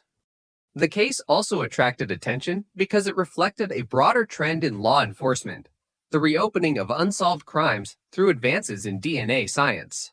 Investigations from earlier decades often contain preserved evidence that could not be fully analyzed at the time. Improvements in laboratory techniques allowed many agencies to revisit those cases with new capabilities. In 2021, McCurley pleaded guilty to the murder of Carla Walker. The plea brought the criminal proceedings to a conclusion without a jury trial. He was sentenced to life in prison. The resolution of the case demonstrated the importance of cooperation between multiple areas of investigation. The original detectives who documented the evidence in 1974, the evidence technicians who preserved it, forensic scientists who analyzed it decades later, genealogists who assisted with investigative leads, and prosecutors who presented the case all contributed to the final outcome. The case became an example of how long unsolved investigations can be revisited when old evidence is preserved and new scientific methods become available. It also reinforced a central principle of cold case work. The passage of time does not necessarily eliminate the possibility of resolution when physical evidence remains available and investigative methods continue to evolve. The resolution of the Carla Walker homicide investigation highlighted a central principle in modern criminal investigations. Evidence collected decades earlier can remain valuable when it is properly preserved. The case demonstrated how advances in forensic science can transform evidence that was once considered limited into information capable of identifying an individual. When Carla Walker's murder was investigated in 1974, forensic technology was far different from what exists today. Investigators did not have access to DNA profiling, genetic genealogy, or computerized forensic databases. The tools available at the time focused primarily on traditional methods such as fingerprints, blood typing, fiber examination, and other forms of physical comparison. Although these methods provided investigators with important information, they often could not identify an unknown offender with the precision available through modern DNA testing. As a result, evidence collected during the original investigation remained preserved while the case remained unsolved. The importance of evidence storage became clear decades later. Biological material recovered during the original investigation was eventually examined using advanced forensic techniques. Scientists were able to extract and analyze DNA from preserved evidence, creating a profile that became central to the renewed investigation. The process required careful scientific procedures. Forensic laboratories must follow strict standards to prevent contamination and ensure that test results are accurate. Evidence handling records, storage documentation, and laboratory procedures all contribute to establishing reliability. One of the most significant developments in the investigation was the ability to analyze biological material that had been collected before DNA testing existed. Modern forensic laboratories can often recover genetic information from smaller or older samples than was possible in previous decades. This progress has changed how law enforcement approaches cold cases. Previously, an investigation might become inactive because available evidence could not identify a suspect. Today, preserved evidence may provide new opportunities when technology advances. The Carla Walker case also demonstrated that DNA evidence is most effective when combined with traditional investigative methods. A DNA profile alone does not explain how or why a person is connected to a crime. Investigators must interpret scientific results alongside historical records, witness accounts, timelines, and other evidence. In this investigation, multiple generations of law enforcement personnel contributed to the eventual resolution. Original investigators documented the crime scene and preserved evidence. Later detectives reviewed the case file and evaluated new forensic possibilities. Laboratory scientists applied modern testing methods. Investigators then used additional investigative techniques to identify and confirm a suspect. The case also reflected the growing importance of multidisciplinary cooperation in cold case investigations. Modern investigations often involve police detectives, forensic analysts, prosecutors, genealogists, and specialists from different fields working together. Evidence preservation has become a major focus for law enforcement agencies because many unsolved crimes remain unresolved, not because evidence was absent, but because the available technology was not advanced enough at the time. Maintaining evidence allows future investigators to apply scientific methods that may not yet exist. The investigation into Carla Walker's murder became part of a broader national discussion about the use of forensic technology in solving historical crimes. Numerous cold cases across the United States have been reconsidered through improved DNA testing and investigative techniques. However, forensic science must always be applied carefully. DNA results require proper interpretation, legal review, and supporting evidence. Scientific methods provide powerful information, but criminal cases still depend on careful investigation and judicial evaluation. The significance of the Walker investigation was therefore not only the identification of a suspect after decades, but also the demonstration of how investigative persistence and technological advancement can work together. The case began with traditional detective work in 1974 and concluded through a combination of historical evidence and modern forensic analysis. It illustrated how decisions made during the earliest stages of an investigation, especially the preservation of physical evidence, can influence the possibility of justice many years later.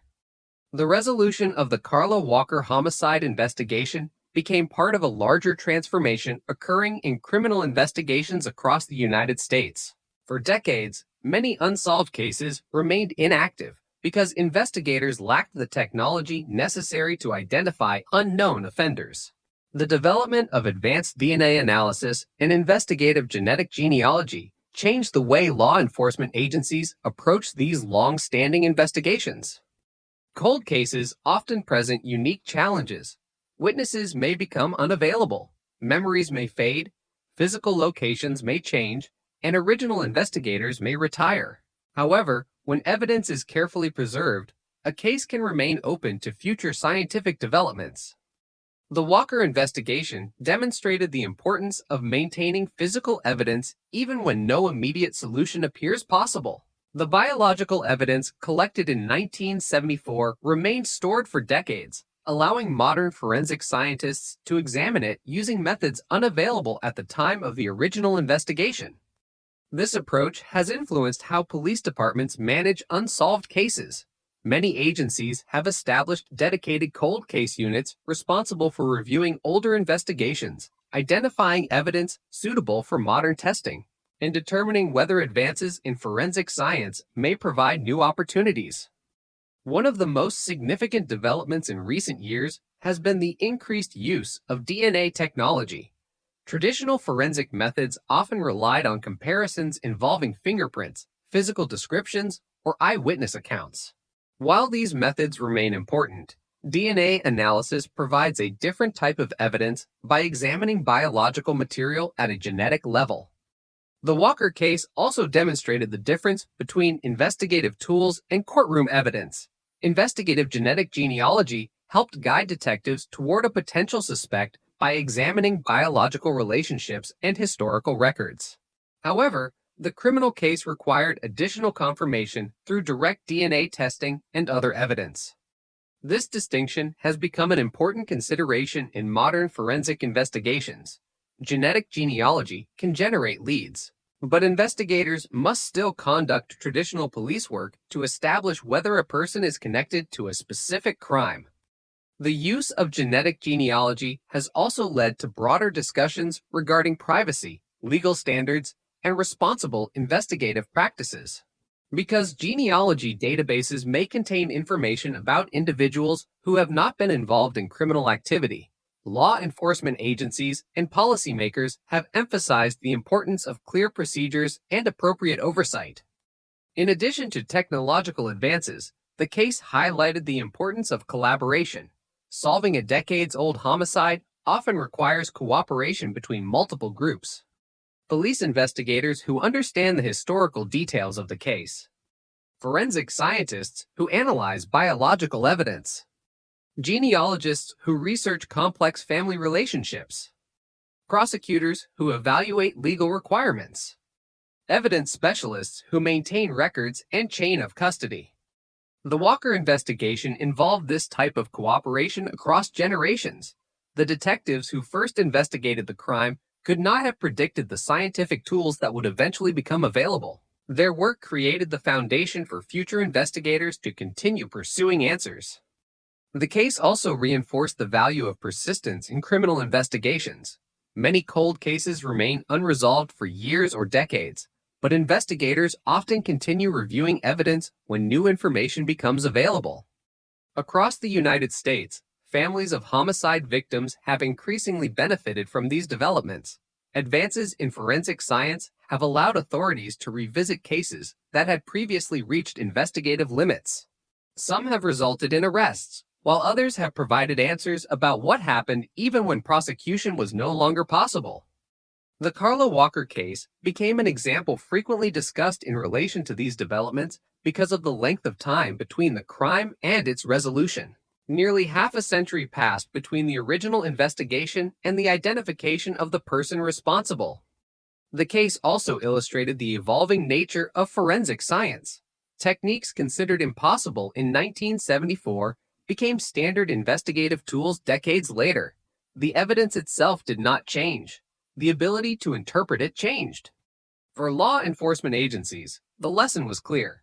Preserving evidence is an investment in future possibilities. A case that cannot be solved today may become solvable tomorrow because science continues to advance. The investigation also demonstrated that technology alone does not solve crimes. DNA testing provided important information, but detectives still had to review records, evaluate leads, confirm identities, and build a legally sufficient case. Modern cold case investigations are therefore built on the combination of science and traditional investigative principles. Laboratory results must be supported by documentation, context, and careful analysis. The conclusion of the Carla Walker case represented more than the resolution of one homicide investigation. It reflected a broader change in criminal justice, the recognition that unanswered cases can continue to move forward when evidence is preserved and investigators remain committed to reviewing new possibilities. The case became a reminder that time does not always erase evidence. In some investigations, decades of unanswered questions can eventually be addressed through the combined efforts of dedicated investigators and advances in science. The conclusion of the Carla Walker homicide investigation represented the final stage of a process that had extended across nearly 5 decades.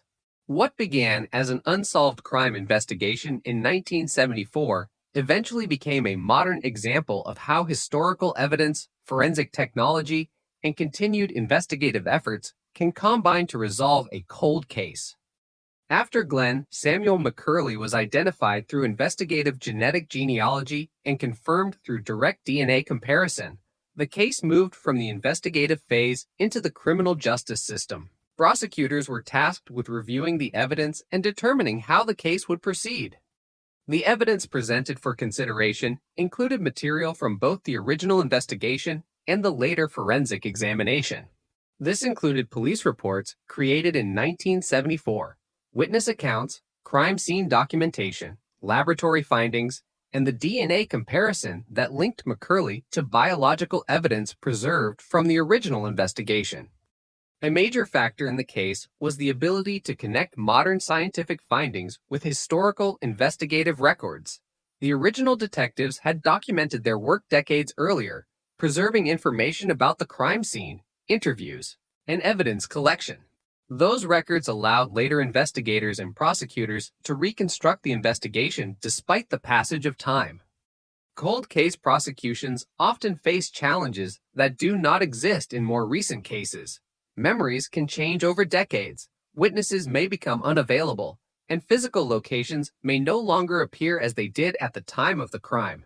Because of these challenges, prosecutors typically rely heavily on preserved documentation and scientific evidence. The DNA evidence became a central component of the case. Modern forensic analysis allowed investigators to compare genetic material collected during the original investigation with a known reference sample associated with McCurley. According to court records, this comparison supported the conclusion that McCurley was the source of the DNA profile connected to the crime scene evidence. The case also demonstrated the importance of separating investigative discovery from courtroom proof. The genealogical research that helped identify McCurley was an investigative method used to generate a lead. The evidence used to establish the connection in court came from direct forensic testing and the broader body of investigative evidence. Following his arrest in 2020, McCurley faced prosecution for the murder of Carla Walker. The case attracted considerable public attention because of the length of time it had remained unresolved and because of the role of modern forensic science in identifying a suspect. In 2021, McCurley pleaded guilty to the murder of Carla Walker. The plea agreement brought the criminal proceedings to an end without a jury trial. He received a sentence of life imprisonment. The conclusion of the case provided a legal resolution after decades of uncertainty. For law enforcement, it represented the culmination of work conducted by multiple generations of investigators. The detectives who first responded to the crime scene in 1974, the evidence technicians who preserved the material collected at that time, the forensic scientists who later analyzed the DNA, and the investigators who pursued modern leads all contributed to the outcome. Beyond the individual case, the investigation became part of a larger conversation about the future of cold case work. Law enforcement agencies increasingly recognize that unsolved cases should not necessarily be considered permanently unsolvable. Scientific advances can create new opportunities even after many years have passed. The case highlighted several important lessons for modern investigations. First, evidence preservation is essential. The ability to examine biological evidence decades later depended on decisions made during the original investigation. Second, forensic science continues to evolve. Techniques unavailable in the 1970s became critical tools in the 21st century. Third, successful investigations require cooperation between different disciplines. No single method solved the case.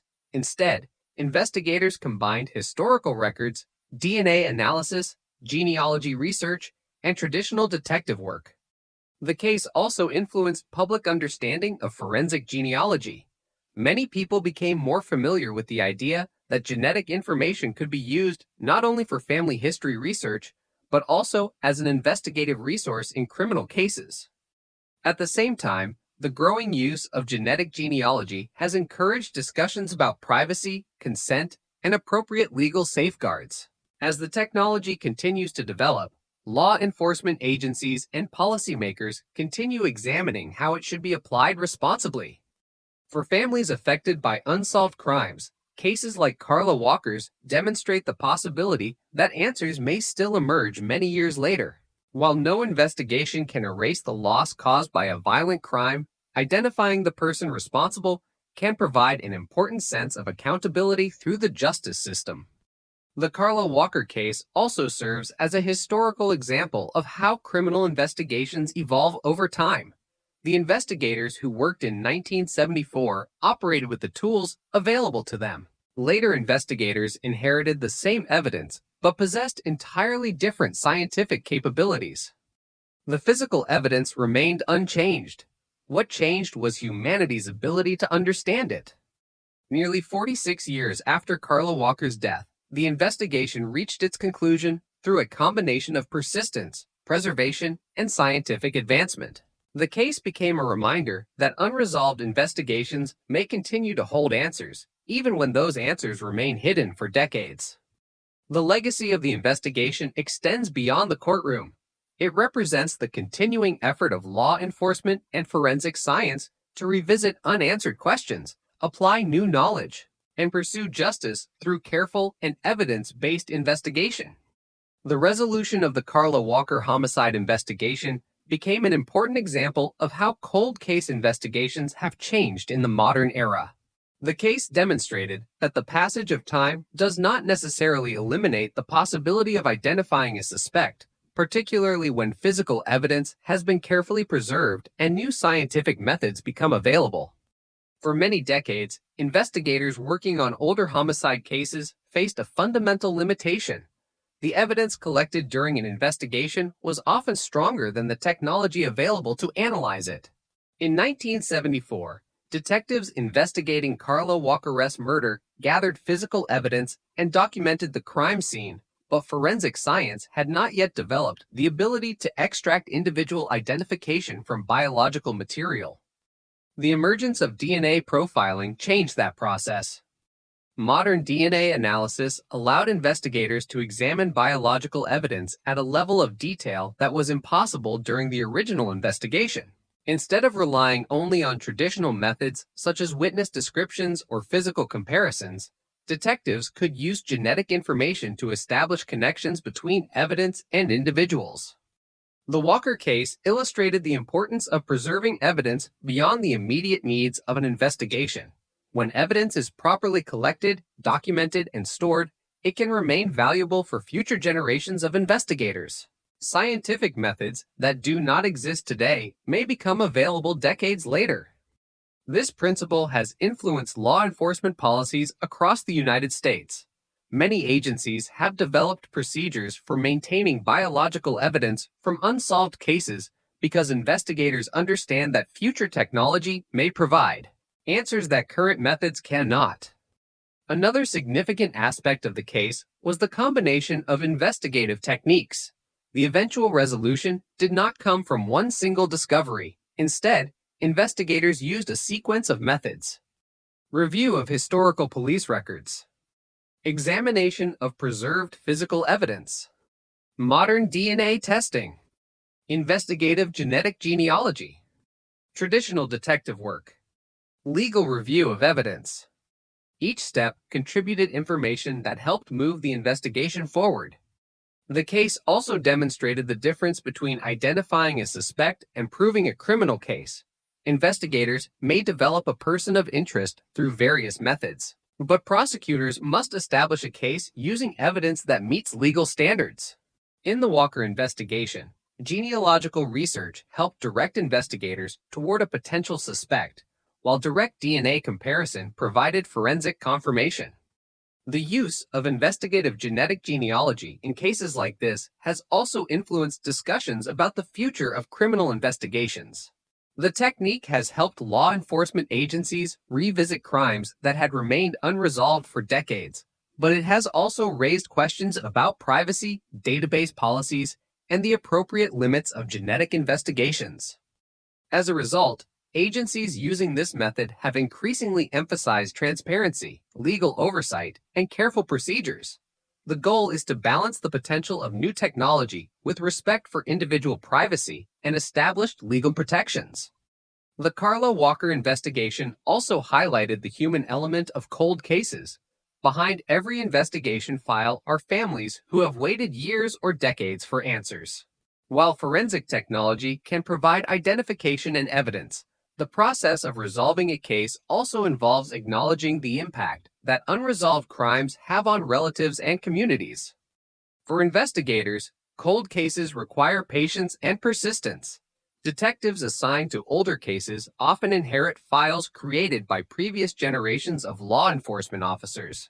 They must study historical documents, understand earlier investigative decisions, and determine whether modern tools can provide new opportunities. The Walker investigation reflected this continuity between past and present. The work of the original investigators remained relevant because the evidence they collected and the records they created allowed future investigators to continue the search for answers. The case also became part of a wider trend in American criminal justice. Across the country, advances in forensic science have contributed to the reopening and resolution of numerous older investigations. Crimes that once appeared impossible to solve have been reconsidered because technology has expanded what investigators can discover. However, forensic science remains only one component of criminal investigation. DNA results must be interpreted carefully and placed within the broader context of evidence. Successful cases require cooperation between scientists, detectives, prosecutors, and courts. The conclusion of the Carla Walker investigation demonstrated the importance of combining scientific innovation with traditional investigative principles. Technology provided new opportunities, but those opportunities became meaningful because investigators had preserved evidence, maintained records, and continued reviewing the case. The case stands as an example of how criminal investigations can evolve over time. Evidence collected in one era may be interpreted differently in another. Questions that remain unanswered for decades may eventually receive attention through advances in science and renewed investigative efforts. The broader lesson from the investigation is that cold cases are not simply stories from the past. They remain active records of unanswered questions, preserved evidence, and ongoing efforts to understand what happened. The resolution of the Walker case showed that time can delay justice, but it does not always prevent it. The Carla Walker homicide investigation became part of a larger transformation in how law enforcement agencies approach unsolved crimes. The case demonstrated that cold case investigations are not static files that simply disappear with time. Instead, they can evolve as technology, investigative methods, and scientific understanding improve. For decades, many homicide investigations reached a point where available evidence could not provide a clear identification. Detectives could collect information, interview witnesses, and examine physical evidence, but the tools necessary to connect evidence to a specific individual often did not exist. The development of forensic DNA analysis changed this reality. DNA technology introduced a new level of precision into criminal investigations. Biological evidence that once provided only limited information could now produce genetic profiles capable of identifying individuals. This development led many law enforcement agencies to review older cases and determine whether preserved evidence could be re-examined. The Walker investigation reflected this broader shift.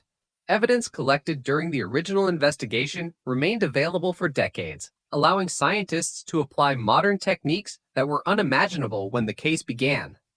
The case also demonstrated that solving a cold case requires more than scientific advancement. Technology creates opportunities, but investigators must still carefully analyze information, verify leads, and build a complete understanding of the circumstances surrounding a crime. Modern cold case investigations often begin with a comprehensive review of original materials. Detectives examine original police reports, evidence inventories, laboratory notes, witness statements, photographs, investigative timelines, previous suspect information. This process allows investigators to identify evidence that may have new value because of advances in forensic science. In the Carla Walker investigation, historical records played an important role because they provided the foundation for understanding the original events. The documentation created in 1974 allowed later investigators to revisit the case with a clearer picture of the evidence and investigative history. The increased use of investigative genetic genealogy has become another major development in cold case work. This method has assisted investigators in cases where traditional DNA database searches produce no match. However, the process requires careful interpretation. Genetic genealogy does not identify a criminal by itself. Instead, it identifies biological relationships that investigators must analyze through traditional genealogy and police work. Professional genealogists may spend extensive time constructing family trees and reviewing historical records. Their work requires attention to detail because distant family relationships can involve hundreds or thousands of potential individuals. Once investigators identify a possible suspect, they must independently verify the connection through additional evidence. This may include forensic testing, witness information, historical records, and other investigative findings. The Walker case illustrated this layered approach. Genetic genealogy helped generate an investigative direction, while direct DNA comparison and other evidence were necessary to establish the legal case. Another important lesson from modern cold cases is the importance of collaboration. Investigations involving advanced forensic methods often require specialists from different fields working together. A single case may involve police detectives, crime laboratory analysts, DNA specialists, genealogists, prosecutors, and evidence technicians, legal experts. Each professional contributes a different area of knowledge, and the final outcome depends on combining these perspectives. The case also highlighted how the role of technology continues to expand. Artificial intelligence, improved laboratory techniques, advanced databases, and more sensitive DNA testing methods continue to influence the future of criminal investigations. At the same time, these technologies require responsible use. Investigators must balance the potential benefits of new methods with legal requirements and ethical considerations. Privacy, consent, and proper oversight remain important issues as forensic tools continue to develop. For families of victims, advances in forensic science have created new possibilities for answers. Many relatives of victims in unsolved cases have spent years or decades without knowing who was responsible or what happened. When a case is resolved, the legal outcome cannot undo the past, but it can provide accountability and a documented conclusion. The Walker investigation also emphasized the importance of persistence among investigators. Cold cases often require patience because breakthroughs may depend on future discoveries rather than immediate results. Detectives working on older cases frequently inherit investigations started by people who are no longer involved. Their responsibility is to preserve the original work, evaluate it objectively, and determine whether new information can change the investigation. The resolution of the Carla Walker case represented this continuity. The evidence collected during the original investigation, the records maintained over decades, and the modern forensic analysis all became parts of a single investigative process. The broader significance of the case lies not only in the final identification of a suspect, but also in what it revealed about the changing nature of criminal investigations. A crime investigated in the 1970s was eventually resolved using technology developed decades later, the evidence did not become more meaningful because it changed. It became more meaningful because science developed new ways to interpret it. The case became a reminder that unresolved investigations may continue to hold answers. Advances in forensic science have changed the relationship between time and evidence, creating opportunities for investigators to revisit questions that once seemed impossible to answer.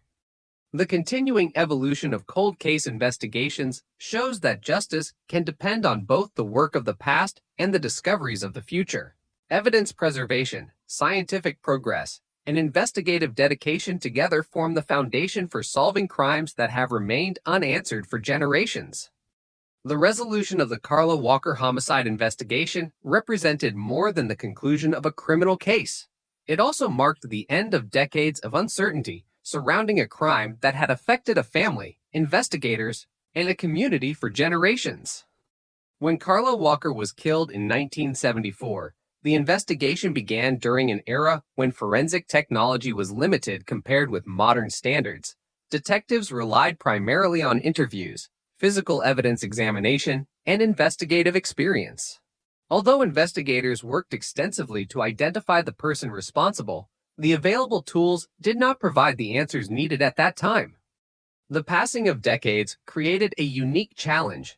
Many cold cases become increasingly difficult as time goes on because witnesses may become unavailable, memories may change, and physical circumstances may no longer remain the same. However, the continued preservation of evidence allowed the investigation to remain open to future developments. The eventual resolution demonstrated the importance of maintaining investigative records and physical evidence over long periods. Without those materials, modern forensic methods would not have been able to contribute to the case. For the Walker family, the investigation represented a long search for accountability. Families affected by unresolved violent crimes often experience years of unanswered questions. The absence of an identified offender can leave relatives without a clear understanding of what happened and without a formal conclusion through the justice system. The identification and prosecution of a suspect provided a legal resolution after many years of uncertainty. While the outcome could not change the events of 1974, the criminal justice process established responsibility through the courts. The case also had an impact on the wider community. Long unsolved crimes often remain part of local history, especially when the victim was a young person whose disappearance and death affected friends, neighbors, and residents of the surrounding area. The investigation remained significant because it demonstrated that cold cases can continue to receive attention even after many years. The work performed by investigators decades later depended heavily on the efforts of those who handled the original case. This continuity between generations of investigators is a defining characteristic of cold case work. A detective reviewing a decades-old file must rely on information collected by people who may no longer be available to explain their decisions. Detailed documentation becomes essential because it allows future investigators to understand what was known, what was tested, and what questions remained unanswered. The Walker investigation also contributed to public awareness of forensic genealogy. Before recent years, many people were unfamiliar with the idea that DNA information could be used to identify unknown individuals through family relationships. As several high-profile cases received national attention, investigative genetic genealogy became one of the most discussed developments in modern criminal investigation. The technique has changed how some law enforcement agencies approach unsolved cases. Investigators can now consider possibilities that did not exist decades earlier. A person who never appeared in a traditional criminal DNA database may still potentially be identified through biological relatives and genealogical research. However, the case also reflected the importance of careful application of forensic technology. Scientific tools must be combined with proper procedures, legal standards, and independent verification. The Walker investigation showed that technology alone does not solve crimes. DNA analysis provided important information, but investigators still needed to review historical evidence, verify leads, and establish a legally valid case. This combination of old and new methods represents the modern approach to many cold cases. investigators use advanced science while relying on traditional principles of evidence collection, documentation, and analysis. The case also highlighted the continuing importance of victim-centered investigations. Modern cold case units often emphasize that every unsolved homicide represents a person, a family, and a community waiting for answers. Behind every forensic report and investigative file is the story of someone whose life was affected by the crime. The purpose of solving cold cases is not only identifying offenders, but also recognizing the victims and restoring a measure of justice. The Carla Walker investigation became an example of how persistence can extend across generations.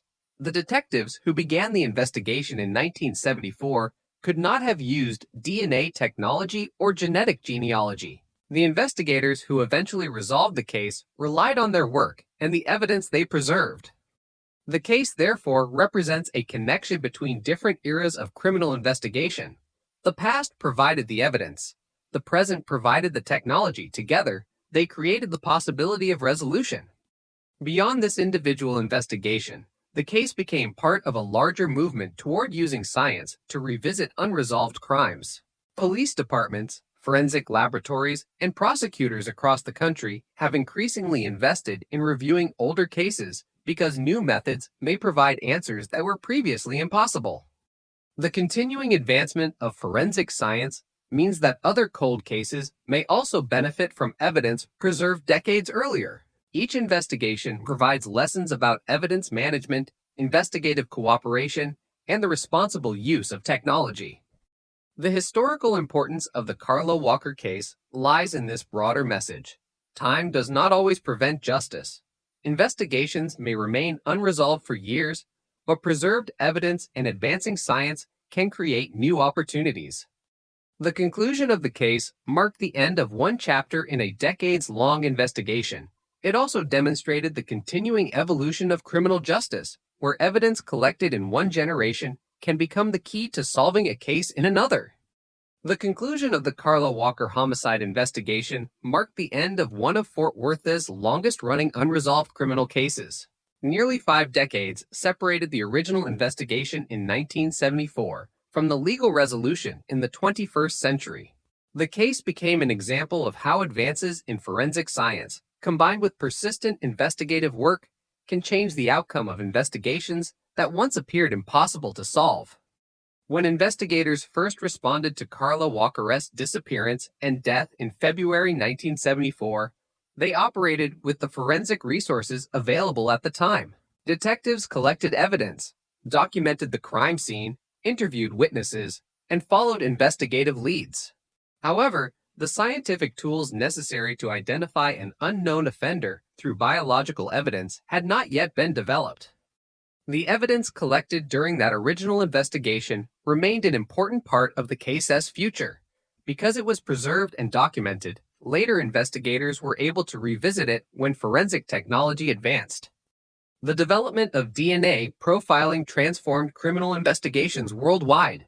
Biological evidence that once provided limited information could now produce genetic profiles capable of establishing connections between individuals and crime scenes. In the Walker investigation, modern DNA analysis created an opportunity that did not exist in 1974. Investigators were able to develop a DNA profile from preserved evidence and use that information as part of a renewed effort to identify the person responsible. When traditional law enforcement DNA databases did not provide a direct match, investigators used investigative genetic genealogy to generate additional leads. This approach combined genetic information with traditional genealogical research to identify possible biological relationships and narrow the field of potential individuals. The process required extensive analysis of historical records and careful investigative review. Genealogy alone could not prove involvement in a crime. Instead, it provided investigators with a direction for further examination. After investigators focused on Glenn Samuel McCurley, they obtained a reference DNA sample and conducted a direct forensic comparison. According to court records, the comparison supported the conclusion that McCurley's DNA matched biological evidence connected to the original investigation. This distinction was important. The genealogical process helped identify a suspect, but the forensic DNA comparison provided the direct biological evidence used in the criminal case. The legal process that followed reflected the standards of the criminal justice system. Evidence had to be reviewed, tested, and presented according to established procedures. The prosecution relied on multiple forms of evidence rather than a single investigative method. In 2021, McCurley pleaded guilty to Carla Walker's murder and received a sentence of life imprisonment. The plea brought the criminal proceedings to a conclusion. The case became significant not only because of its outcome, but also because of what it represented for future investigations. It demonstrated that cold cases can remain active possibilities when evidence is preserved and investigators continue to examine new methods. Several important lessons emerged from the investigation. The first was the importance of evidence preservation. The ability to analyze decades-old biological material depended on decisions made during the original investigation. Without proper collection and storage, modern technology would not have been able to contribute. The second lesson was the value of combining different investigative approaches. The case was not solved by DNA alone, nor by genealogy alone. It required cooperation between detectives, forensic scientists, genealogists, prosecutors, and evidence specialists. The third lesson involved the continuing evolution of forensic science. Techniques that were unavailable in 1974 became central decades later. This demonstrates how scientific progress can change the possibilities within criminal investigations. The case also contributed to broader discussions about investigative genetic genealogy. As this method has become more common, law enforcement agencies have continued developing policies regarding privacy, transparency, and responsible use. The Walker investigation serves as an example of both the power and the limitations of forensic technology. Scientific tools can provide critical information, but they must be applied carefully and supported by traditional investigative practices. The case also reinforced the importance of viewing cold cases as ongoing investigations rather than permanently closed chapters. Many unsolved crimes contain evidence that may become meaningful only when new technology or new investigative methods become available. For investigators, the resolution represented the result of work carried out across multiple generations. The original detectives created the foundation. Later investigators recognized new possibilities. Scientists applied modern methods. Prosecutors guided the case through the legal system. The investigation, therefore, represents a connection between past and present. The evidence collected nearly half a century earlier remained relevant because it was preserved, documented, and eventually examined using new scientific capabilities. The broader legacy of the Carla Walker case is found in this relationship between time and evidence. The passing of years does not always eliminate the possibility of answers. In some cases, time allows science to develop the tools necessary to uncover information that was previously beyond reach. The case also serves as a reminder that behind every cold case investigation is a victim whose life was lost and a family seeking answers. While legal proceedings cannot undo the harm caused by a violent crime, identifying the person responsible provides accountability through the justice system. The resolution of the Carla Walker homicide investigation demonstrated how persistence, careful evidence management, and scientific advancement can work together. A case that remained unsolved for decades was eventually resolved because investigators continued to preserve, examine, and pursue the available evidence. The final chapter of the investigation was not written by one discovery alone. It was created through decades of combined effort, from the first responders and detectives in 1974 to the forensic specialists and investigators who applied modern methods many years later. The case remains an example of how criminal investigations continue to evolve. Evidence collected in one era can become the foundation for justice in another, proving that even after decades have passed, unanswered questions may still have answers waiting to be discovered.